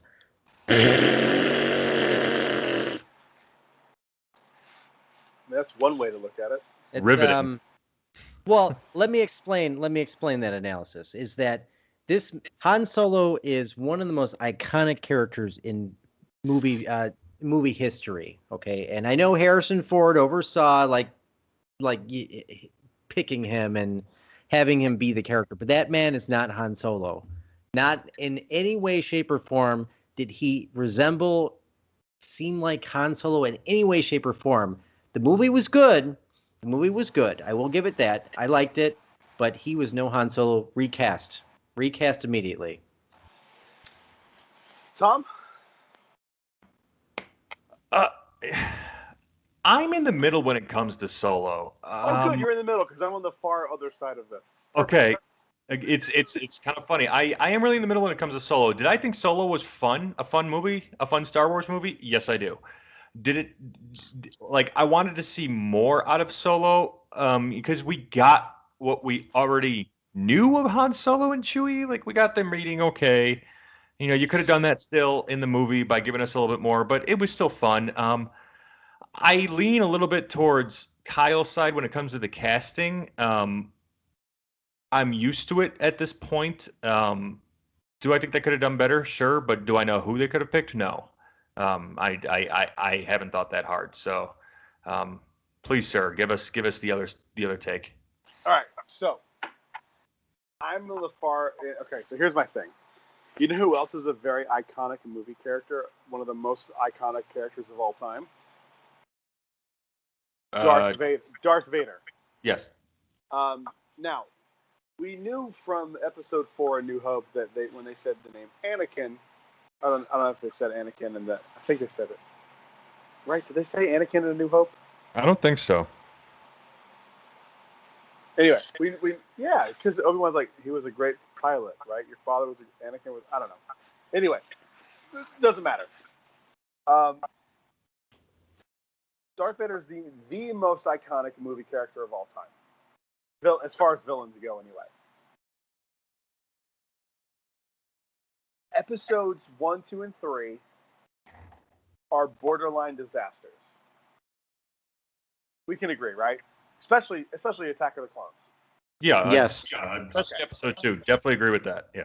Episode 2 is an unwatchable disaster. I'm a Star Wars fan. I love Star Wars. I've seen that movie in its entirety 2 or 3 times. I don't know the exact number, but it's not more than that. And I've seen every other Star Wars movie hundreds of times, and I'm not being dramatic. The problem is that is now, in the same way that Anakin is Vader, Hayden is Darth Vader. It's just what it is. They probably could have casted someone better, but I don't think that you would have gotten. Okay, first off, I think Solo. I love Solo.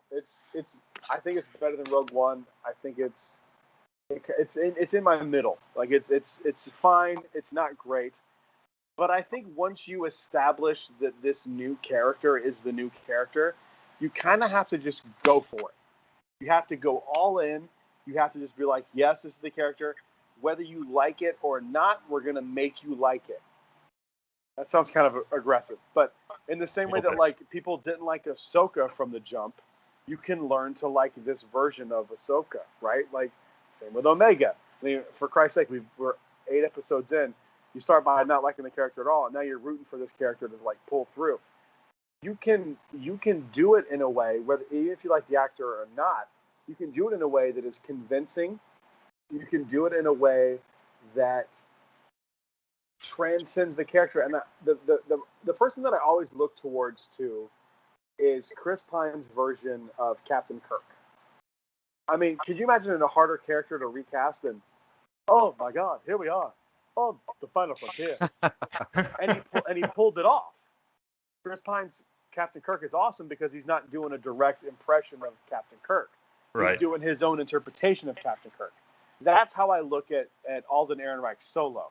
It's that, like, yeah, for sure, like, don't come in and be like, Chewie, I'm coming home. Like, you can't do that. Like, it would feel horrible. So to have your own spin and your own take on the character is way better than, like, trying to do an impression of the character that's going to come off like a cheap impression versus just you're that character before we know the character that well. Like, we're still, like, 10 years before you even see him in A New Hope. It might even be longer than that. Like, I agree with that assessment, but but there's got to be some part of the character that's, like, retained, and I just felt like that performance. That's why we need Solo 2, so you can see that transition. Okay, I would be open to it. Yeah, I want a Solo 2. I do. I actually don't want a Solo 2. I want a Solo series that is half him and Chewie doing their own thing, running spice, whatever, what have you. And then I want a Enfys Nest show. Ooh. Yeah. Enfys Nest is my girl. I'm ride or die for Enfys Nest because she is probably the most important character to Star Wars that doesn't have a full-on backstory. Who is she? Was she Emilia Clarke's character in Solo or somebody else? No, that's Kira, who's also important. Because she runs. I can't the name of the group. Crimson Dawn. Crimson Dawn. Crimson Dawn. Yeah. She's now running Crimson Dawn in Dryden Voss's absence and is working for Darth Maul. But Enfys Nest is the character that was like the person behind the mask that revealed the mask and it's a girl at the end, and it's like, oh my God, it's a chick. She plays. She played Carly in Captain and Falcon and Winter Soldier. Yeah, Winter Soldier. Falcon and Winter Soldier. Kyle. Same character. Oh, okay. Sorry, same actor rather.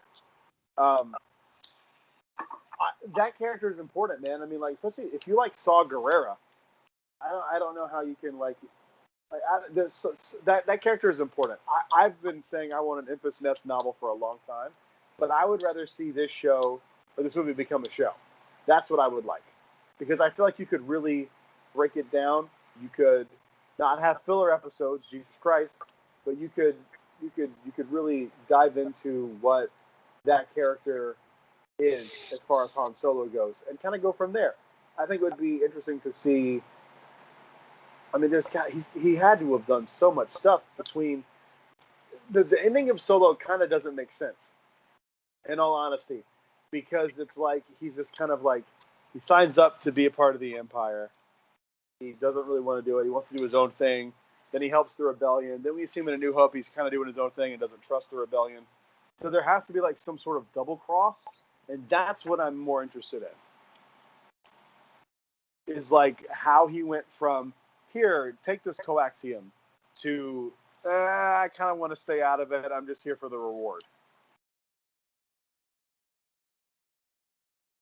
I'm down for that. Would you like to see this Solo tangle with the likes of Darth Vader again? You know, kind of before things happen. No, because he doesn't even see Vader until Empire Strikes Back. Okay, that's fair. Well, I've just bringing Jabba. He sees him. Yes, that's what I want to see, and that's what they set up. Like in Solo, they're like, this guy's putting a new crew on Tatooine. Like, okay, well, what's that? Like, show me that. I'm interested in that. I just heard a lot of people wanting to like, I want to see Solo and Vader together. I want to see this. I want to see that. And why? Why do you want to see that? They don't know. Just because Darth Vader's a popular name. It's such a stupid thing to like keep attaching him. They gotta quit with this Vader thing. Like, relax. He's a great character. Use him sparingly. We're getting him in Kenobi again, for God's sake. That exactly. Yeah. And I've told you what I think. The Kenobi show is going to be, right? Yes, you have. Woo. Woo. It's going to be a good one. It's going to be a good one. Woo. Have you seen? Speaking of good ones, that made $1 billion in the theaters when theaters were a thing. Aquaman. Aquaman 2. James Wan revealed recently Aquaman 2 coming out, and he welcomed back one very controversial Amber Heard to play Mara back in the movie. He did? Yeah. So that's. I'm so very, very torn about this because it basically was proven that Johnny Depp had, I'm pretty sure they were both wrong in this situation, but Amber Heard is not innocent in here, and she beat the living hell out of him, and he lost a lot of money, and he lost a lot of jobs because of this. Didn't he lose the Pirates job because of this? He lost Pirates. He lost the Beast, Harry Fantastic Potter Beast. thing. Yep. Fantastic Beast. Damn. Dude, okay, let's not a big play loss. let's play a little mind game here. It's really not. Let's be real. He probably dodged the bullet with that. But let's just reverse this situation. Could you imagine the shitstorm that any studio would get if a guy who was a known abuser got welcomed back on set? Yeah. It'd be bad. It'd be a bloodbath. Ooh, it would be. I mean, I don't even know. Like, I don't even know what would happen. Like, I think the movie would make $6. I mean, like, I don't even know. The Proud Boys might show up. I don't. I don't. I don't know what would happen. It would be wild if the opposite of this happened.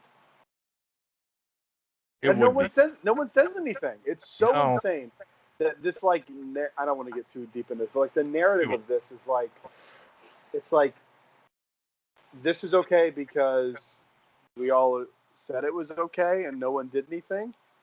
She should be in jail, and it's debatable whether he should be too. I mean, I don't know. No, the reality is no one was really there, but the overwhelming evidence seems to be that it was a thing that was.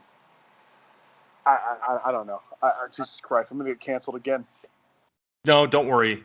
Don't worry. You're not going to get canceled, but sometimes I tote the line of being canceled on this show with my rants that I call ginger snaps. So I don't know if you're aware of this, but I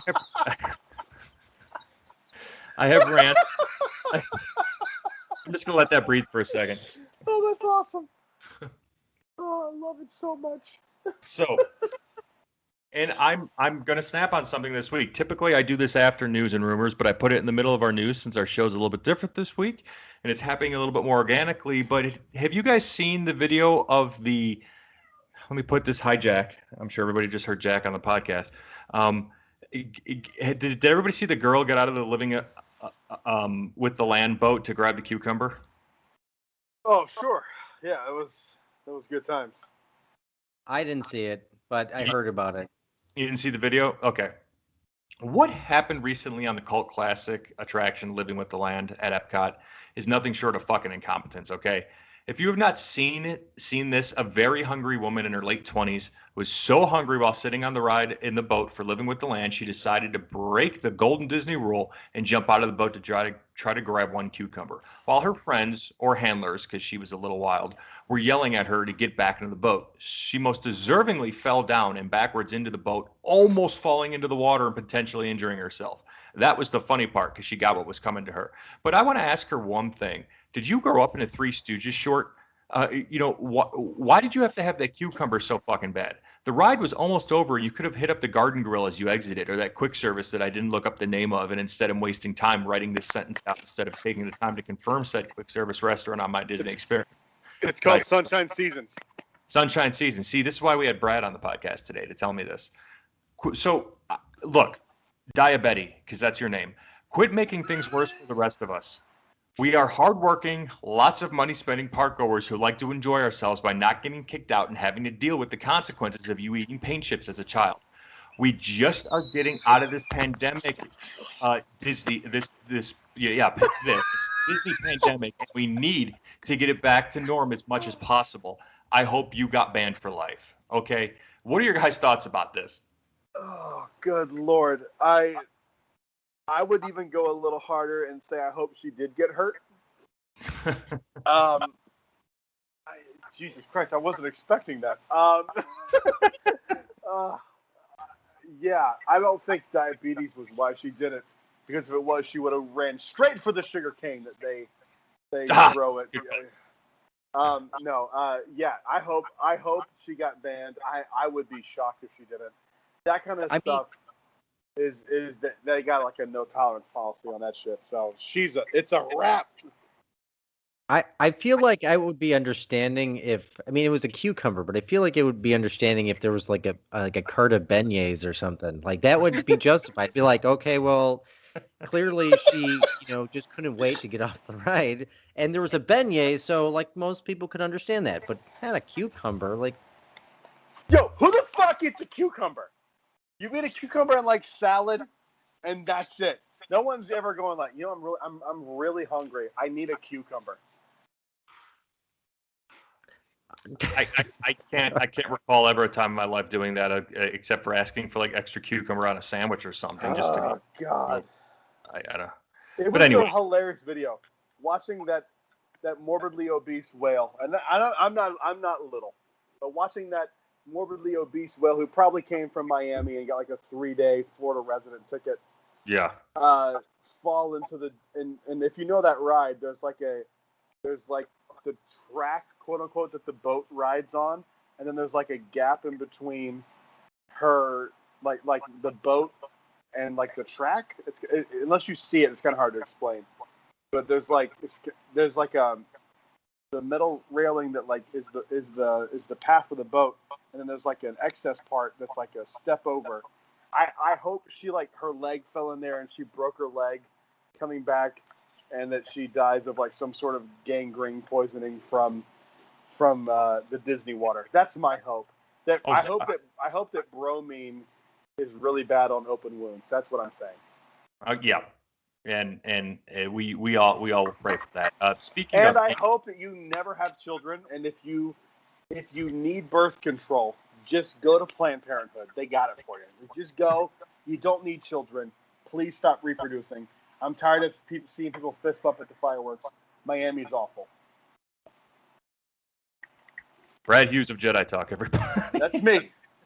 I just watched the video of her falling, and she didn't fall hard enough for my liking.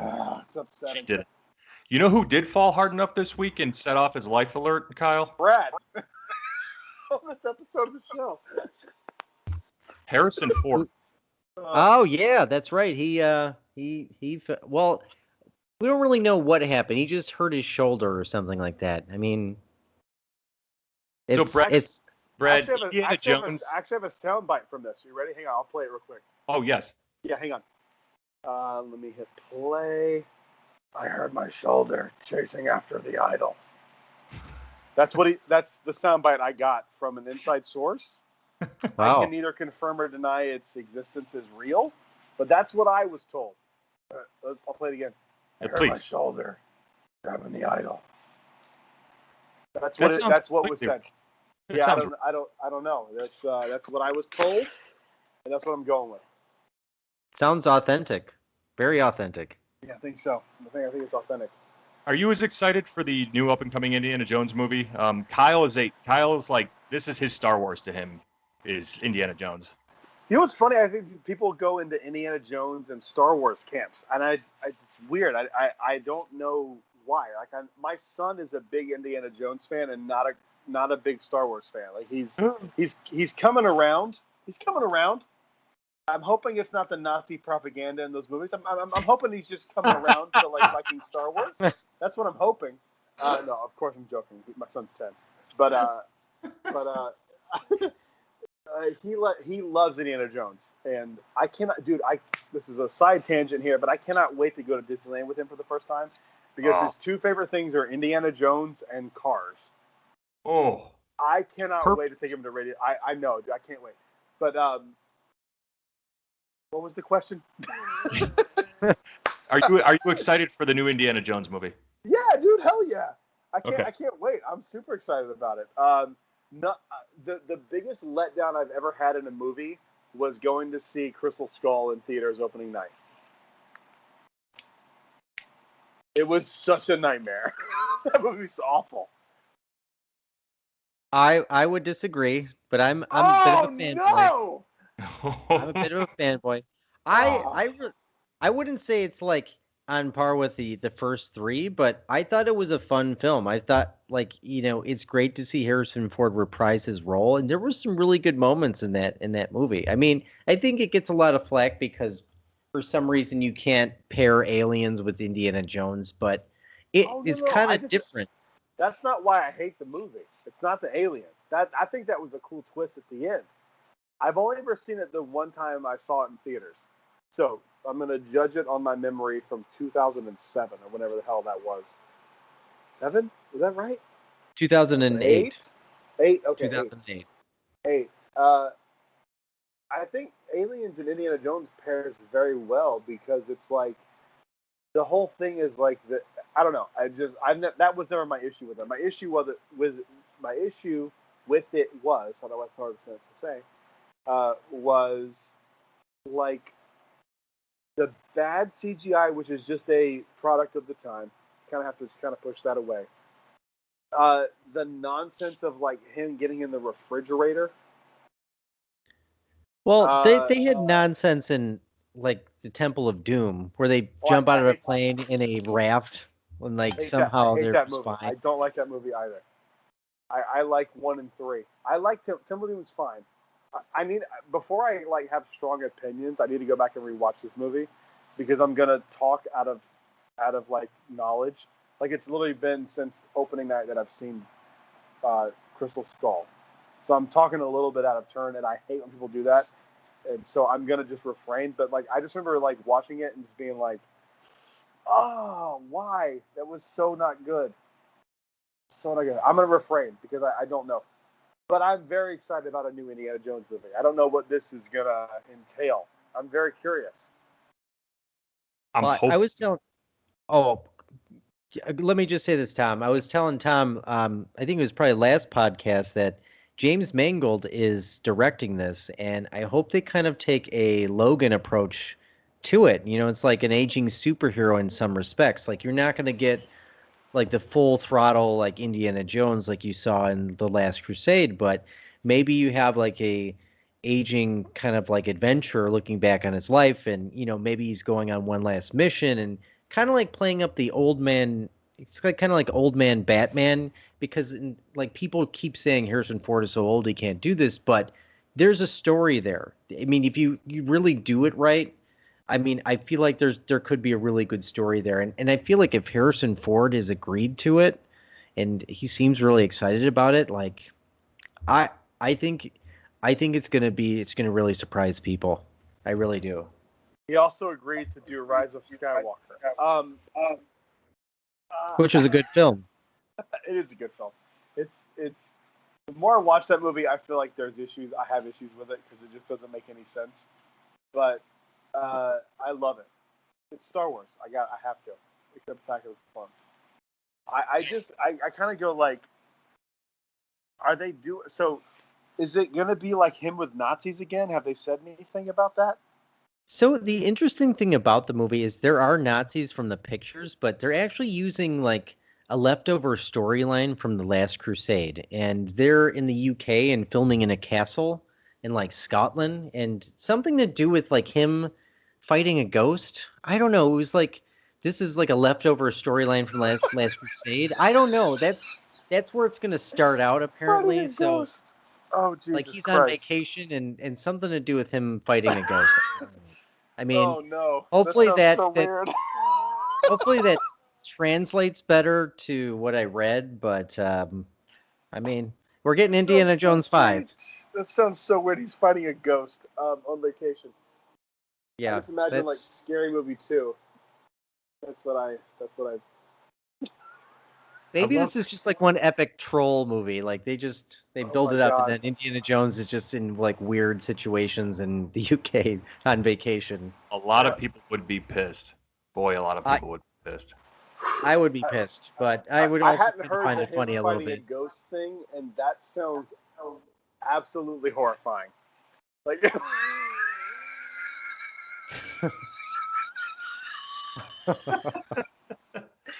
fighting a ghost. Oh, that sounds so insane. That's what the report was saying. So maybe my God. I hope they're confusing that with like the Ghostbusters remake. Like, please have that. Like, please have that wrong. Oh my God. He's fighting. Maybe he's being chased by a ghost or something. I don't know. That sounds so stupid.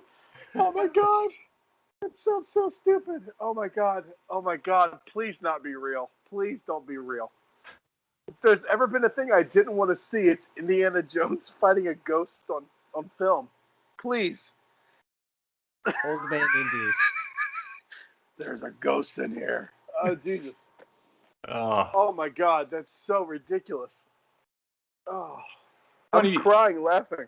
Funny. We're on Indiana Jones, and you mentioned you want to take your son to the Temple of the Hidden Eye attraction at Disneyland. That's Kyle's actually favorite attraction of all time. Dude, that is such a solid attraction. I mean, like, really good. That's got GOAT status from me. I mean, that's just like it's so good. The Imagineering behind it too is just unbelievable. Like, you're not actually moving at that last spot of the ride. Like, that's just so cool. So cool. You know, Brad, did you work in California or Disney World primarily, right? Disney World. Yeah. Okay. I never worked in California. Speaking of Indiana Jones and fighting ghosts, the ride itself in Disneyland is reportedly haunted. And the reason being is they talk about it like shutting down a lot is because the cast members, it looks like they see a little girl on camera a lot in the ride. It's a crazy story. I was listening to it. It was like a Disney podcast, and like one of the CMs was talking about it, and he's like, "Yeah, this happens a lot, and we can't explain it." It's really interesting. Is this the ghost Indy starting the movie out fighting? I think he fights this little girl. He's like, "Get off my ride," and then he just. This sounds like her. Marketing for the next movie. Yeah, there you go. Yeah, maybe that's what it is. Speaking of GOAT status rides, did you see what Rise did in Disneyland on June 19th? Yeah, dude, 330 friggin', is that right? The right number? 330, exactly, boarding groups. That's insane. Nuts. Dude, I've never seen it go over like 180 here. That's amazing. Did it not break down? No. No, dude, like. Pre-show worked? Everything. Like, that's admirable. I mean, there's so much to say about Rise, but like when you ride it, you get off of it, you kind of go like, oh, I get why that would break down a lot. Yeah. There's so many moving parts to it. Kyle, have you been on Rise of the Resistance? I was on it the first time Tom was on it, and it was like that was probably one of my favorite experiences at Disney World. Like, of all the times I've been there, that was just unbelievable. Even I'm not as big Star Wars fan, but that was just something else. Like, unbelievable engineering, just blows me away every time Disney just comes out with this stuff, and I'm continually impressed with the work that they do. And they really, like, if you're a Star Wars fan, this is just like a dream come true. Like, that ride was just unbelievable. It's so awesome, man. Like, I love hearing people love it because I love it so much. And it's like I've heard people go like, it was okay. I'm like, what were you like? What did you expect? Did you think they were going to hand you an actual real lightsaber and like you're going to fight? Like, what did you think was going to happen here today? Like Luke, what did you think was going to happen in Last Jedi? I ran away. What did you think was going to happen here? It's such a great attraction. Oh yeah. Don't understand how anybody could not like that, not appreciate it from an Imagineering aspect and just overall. All right, if you don't like Star Wars, that's fine. But I've seen multiple people still rushing to get a boarding group who don't know jack shit about Star Wars because of the GOAT status surrounding this sensational ride. So it's insane, man. Like, I'm not a Harry Potter fan, but before Rise came out, in my eyes, the greatest attraction in the Orlando area was Harry Potter and the Forbidden Journey. Oh, dude, that ride is unbelievable. It's good. Talk about and you know what's hilarious? Scott Trowbridge, who also did Galaxy's Edge. It's the same guy. That makes a lot of sense. And it's so insanely immersive. Like, you have to really look to like break that immersion. you have to really try to like look around the car you're in to like. I'm not talking about Gringotts. I think Gringotts is Gringotts is trash. But Forbidden Journey is one of the greatest attractions ever. If Rise didn't exist, I would still say and I'm not a Harry Potter fan at all. I would still say the greatest theme park attraction is Forbidden Journey. It's unbelievable. I think it's a very close second to Rise. There's not that like complete immersion that you get with Rise, like getting on the ITS transport shuttle and then getting captured and all that blah blah blah.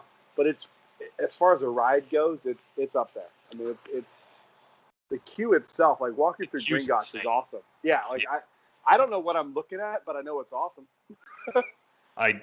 Courtney is a giant Harry Potter nerd and fan. She's got all the books I'm looking at. Oh no, I'm not. They're in boxes right now because I'm moving to Florida in 40 days. I digress. Yes.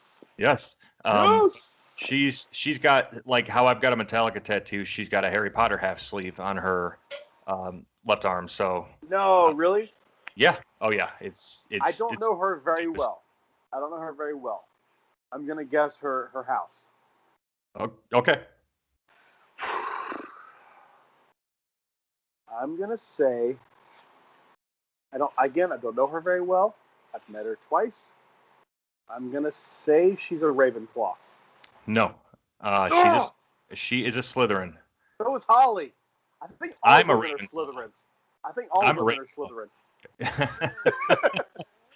I'm a Ravenclaw. Kyle's I'm a Gryffindor, dude. I'm a Gryffindor. I'm a Gryffindor. I'm not a Hufflepuff. Sorry, I'm a submissive. You're not even in a house because you're ginger. They don't. You're just not allowed. Yeah, they don't accept people that look like you. Get out of here. Get out of Hogwarts. Hermione Granger. No, not Hermione. The Weasleys. They were an exception because they're friends with Harry. You're not. Exactly. You're not friends with Harry. Get out of here. It's a wrap. Yeah. I don't want to be friends with Harry. He gets all his friends in trouble and like they almost gets them killed. In fact, he got one of them killed.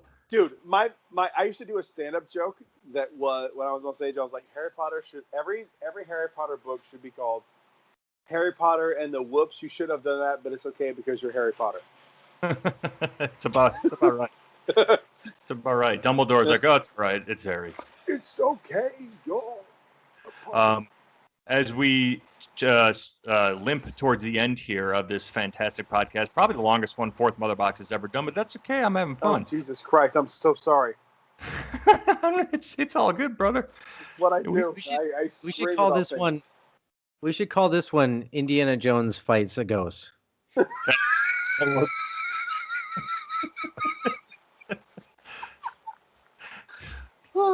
And the ghost will follow you home. He's like, not on my watch.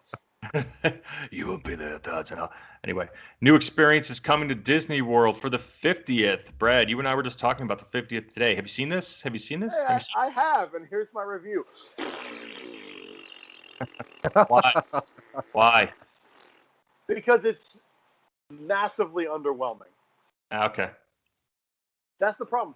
Dude, the 25th was lit. I'm talking to the kids right now. It was lit, fam, okay? It was lit. And now we get like, a fireworks show. Yeah, that should be expected. That you absolutely you shouldn't even have to like announce a new fireworks show. That should be, we have a 50th fireworks show. And there's nothing else is happening. Nothing. You get a fireworks show, fireworks are coming back, that's it. Go fuck yourself, enjoy it, and the prices are being increased. It's ridiculous. They were saying like before all this COVID crap happened that like there was going to be 50 new things for the 50th. Where'd that go? Oh, I know where it went. It went right into Bob Chapek's house. That's where that went. Ugh. Homeboy bought a $12 million mansion during the pandemic before even all the cast had been called back. Did he really? Oh, dude. Yeah. Oh, yeah. He bought a $12 million house, and they did here's the new Disney CEO's house. And it was before even we had no mask. I mean, dude, like he is a fraud of frauds. That guy is the biggest detriment to the Walt Disney Company since ever. I think he could. This is going to go down as because like here's the thing, you could bounce back from the pandemic and like just invest in the fact that people are going to come now because it's the 50th and it's this whole big thing, and you could really double and triple down on like what you're offering. And he's not. He's just playing it safe. The castle decorations are complete horseshit for the 50th. If what they've done to the castle already is it, without like the 50th placard that they've shown, it's a joke. It's a joke. Like the fact that we're pretending this is a real celebration is ridiculous. The 60th, when he's actually booted out and Josh D'Amaro becomes the CEO, then we can celebrate. I've actually met Josh D'Amaro. I took a picture with me and him on his cell phone, by the way. Oh. In front of the castle when he was getting his like walk around the parks when he first moved to Orlando from Disneyland, and I was there on his first day. Me and I forget the guy's name. I feel so bad. He's like the VP of Magic Kingdom. I forget his name. Oh no, I forget his name. But he was introducing us to the Get and like explaining what Get does at Magic Kingdom. And he was like, "Hey, can I take a picture with you in front of the castle?" For sure. That there somewhere exists on Josh D'Amaro's cloud is a picture of me and him in front of Cinderella's castle. But the Bob Chapek's a joke, and this is going to go down as one of the biggest blunders in Disney history. The 50th, it's a joke. It's absolutely ridiculous, especially when you see the crowd levels every day, like I did for a long time. Yeah. It's not like there's no one there. Okay, they're like pretending that there's no one coming to the parks. And the parks are empty. No, the parks are just as strong as they ever have been. It's a farce. I would agree with that capacity thing and that farce portion of it because you were there. You saw it. I saw it. I'm not making this up. This is what it's been. It's like this is reality. And like you're gonna just wipe away the 50th because you want to be cautious without offering any new attractions other than Remy, which is already done. Like, admittedly so, it's ready to go. Yeah. You pushed back Tron because you didn't want to pay anybody during the pandemic.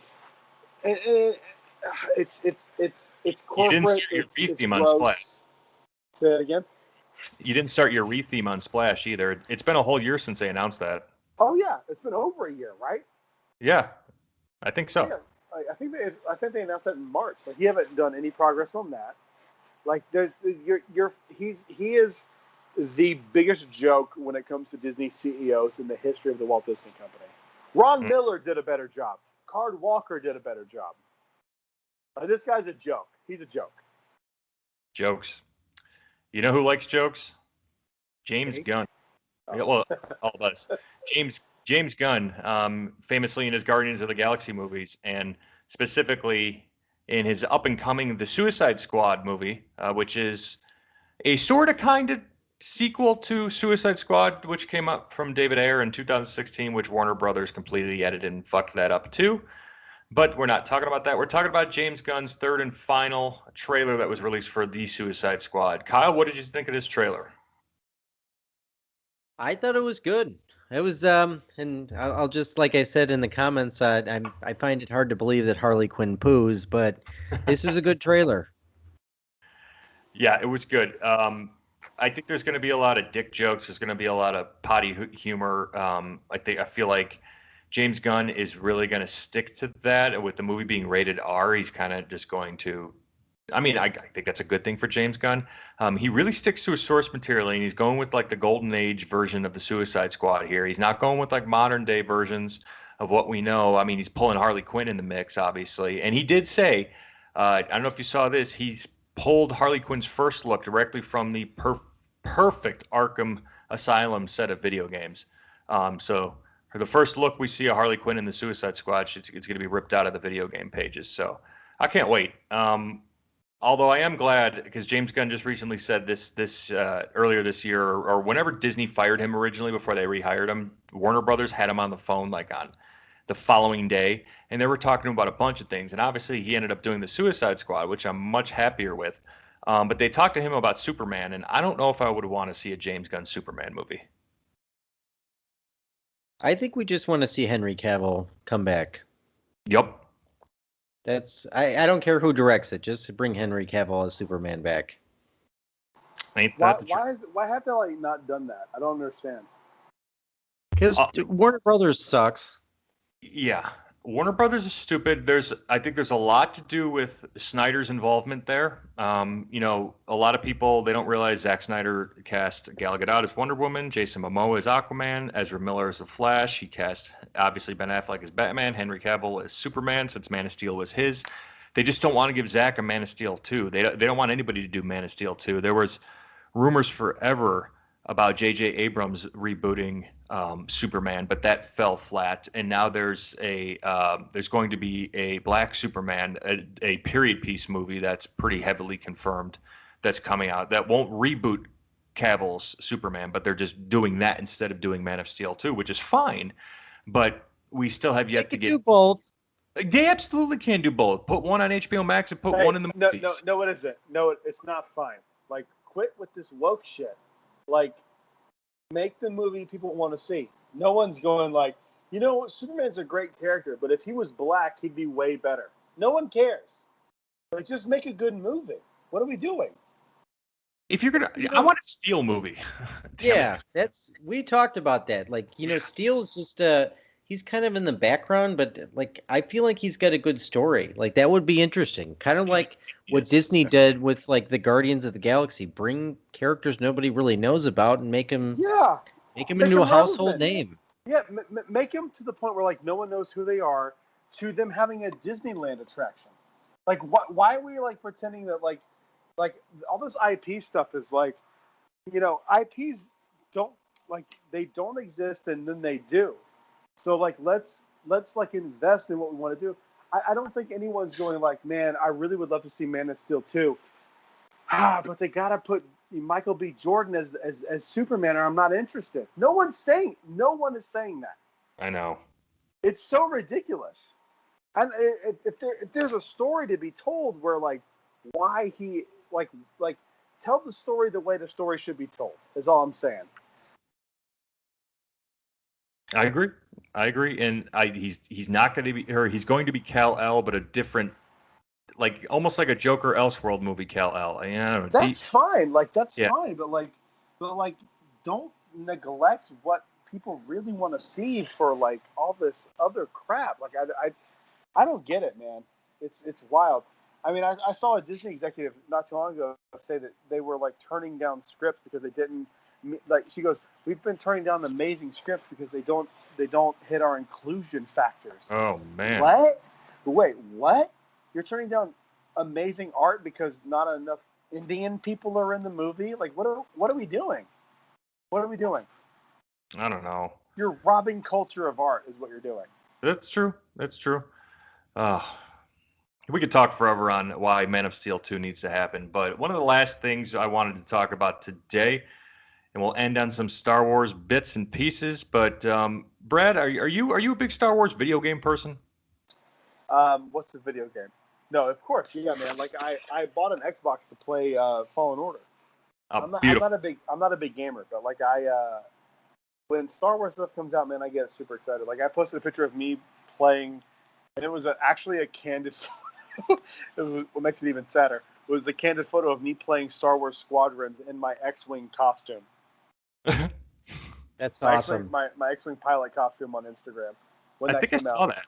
Yeah, it was not my finest moment, but Holly took a photo of me. She's like, "This is ridiculous. You're 30 playing this game in an X-Wing pilot costume. Good job. I'm gonna make fun of you." And I'm like, "That's fair. I that's fine." No, I love it. I'm all for it. 13-13. Bring it back. Ubisoft's got an upcoming open world Star Wars game. Apparently it might experience some delays, but every single game always experiences delays because there's a shakeup in the studio with the project, which is Massive Entertainment, the studio working on it. So video games always get pushed back. There's no shock there. But what do we three fine gentlemen specifically want to see out of it? And, we're big video game people. Kyle and I both loved Fallen Order as well, and we can't wait for that sequel. I never got too much into Battlefront, which shame on me. I do want to. But what do we want to see? What do you want to see out of a massive open world Star Wars game? I'm going to go last. So you guys talk because I want to know what you guys think. Okay. Kyle. You know, I think like if it's anything like Fallen Order, I think the open world thing is great. I think they can go really like a lot of different areas. I mean, if it's anything like the open worlds like Skyrim or like The Witcher, I mean, I think it's like those games just really let the story breathe because there's so much to do and you don't really need to go to the main storyline. It would just be fun exploring the world of Star Wars. Like interact with different species, like like the Wookiees, for example, or Ewoks, or just like go to different towns or cities. Like I think really anything would be great. I mean, something I know it's going to be good, and I think if you do that and pair it with like the great story with that came with Fallen Order, I'll be perfectly happy. So take what, and I agree with you, everything what you were saying there, Kyle. Take what Fallen Order did well with their story and their characters. Um, Please improve upon the lightsaber battles. Please improve upon the terrain, but allow a much more open world of fast travel involved. Like almost take the good thing, like the only good thing about Cyberpunk 2077, like with that open massive world, and even steal a little bit from Arkham Knight. Look at how big Gotham City was. You have to do certain challenges to unlock certain worlds. Get in an X-wing, get in a ship to be able to fly across the galaxy to the outer rims because your mission is taking you there. Give me some side missions to do too. A good open world game has some good open world side missions that veer you off of the main path.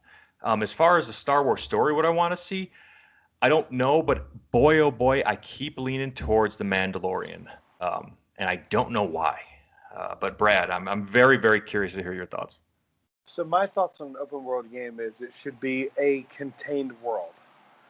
It should all take place in Star Wars on this planet, and the planet is the most interesting factor of this entire thing to me because I think the planet should be Batu. Oh, Yes. yes.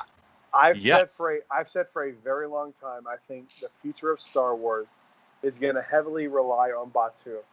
Mostly because I just know how Disney works and they're going to want money return on investment, which is, I mean, if I spend $1 billion on something, I'm, I'm good, and that's per land, right? There's two of them, and there's more to come in Paris, right? So like, I'm obsessed with getting that money back.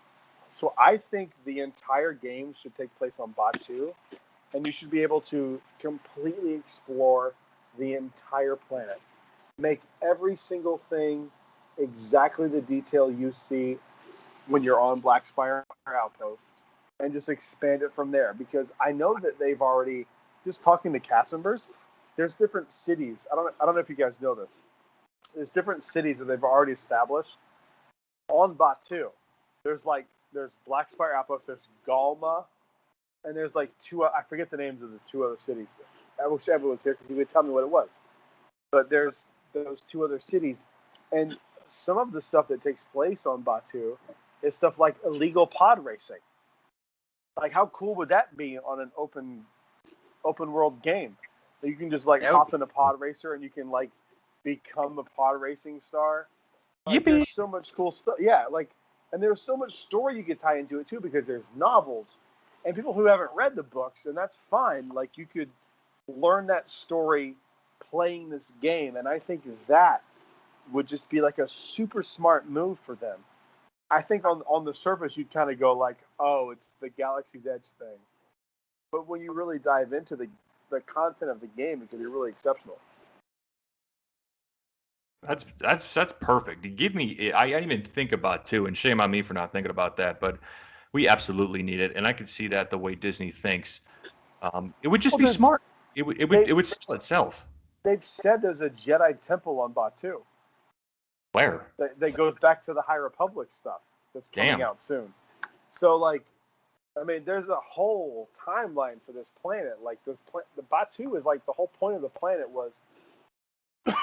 They've said this at multiple conventions. Is like this planet was like a central planet to Star Wars, and then it just fell out of favor because of the Empire. That's extremely fascinating. Yes, it is. Because it's like on the verge of the unknown regions and like deep space, so they don't know what's past it, which means you could do all this other like exegol stuff. It's the way they've positioned this planet, just like physically in the Star Wars universe, is unbelievably fascinating, and they could really expand upon it. And that's why the thing with the Sims, I was like, am I really gonna buy the Sims and like play the Sims so I can go to friggin' Oga's Cantina when I can just like go on a normal Wednesday? We did. I did. Oh, I did. It's like it was fun. It's fun. I'm sure it's fun. Like I'm sure it is. Yeah. But like to play a game where you're like this character that you create, and then you can just like explore the whole planet would just be so awesome. Yeah, and even parts of the planet that you don't know exist that you can't see at Galaxy's Edge. Yeah. Now I want that. That's all I want. Is just like show me everything else. Like I'm literally buying an Oculus soon, so I can play that Galaxy's Edge VR thing. It's nice. Like, there's a different cantina, and you can like explore the whole High Republic tie-in, and there's a bunch of stuff with it. And I'm so interested in it because it's so fascinating. Because they really kind of pushed all their chips in on this one planet, which is weird to do, but it also makes a lot of sense. Oh, speaking of Ogas, can't wait to be there. 2 weeks. I can't wait. Yeah, can't wait. So we can. 2 weeks for you? I'm jealous. I don't have a reservation anytime coming up. As soon as we heard Disneyland say, actually, Courtney clued me into this, and she yelled at me. I was in the kitchen. She was in the office. She's like, reservations are open for Ogas at Disneyland, and I ran and grabbed one. So. Go, go, go, go, go. Exactly. So we will end it there. Brad, awesome show. Thanks for joining us today, man. We really appreciate that. This was a fun conversation. Dude, I talked way too much, and I apologize, but I appreciate you guys having me on. The people can follow you at The Brad Ventures on YouTube and Instagram, correct? Correct. That's it. All right. And look out for the Jedi Talk podcast featuring myself now, Mr. Brad Hughes and Evan T. Boucher, anywhere you get podcasts and on YouTube. You can follow us, Kyle and Tom, at Fourth Motherbox on Instagram and the Fourth Motherbox podcast on Facebook. We have a group we just started. Please join. Thank you, everybody, for listening. And I'm going to pass it over to Kyle, like I always do, to give us some words of wisdom as we bow out of this last episode. Kyle, did you come up with anything today? Yes, I did. But before I give the words of wisdom, yes, sir. I want to say that you were talking about an open world Star Wars game. Well, there's going to be an Indiana Jones game as well, and we haven't had one in a long time, but it's not confirmed if you fight any ghosts. So, and if it is, I will be sure to let everybody know. Thank you. That being said, the words of wisdom is actually something that I should have used in our Marvel podcast because at the time I forgot to come up with one, and then I couldn't think of anything, and then I said like there's nothing really good. There's really no good words of wisdom other than the tired old like with great power comes great responsibility. One of my favorite lines actually comes from Tony Stark in Endgame. And he says, part of the journey is the end. And I love that quote. And I'm really mad at myself that I didn't remember that. But that's going to be my words of wisdom for today.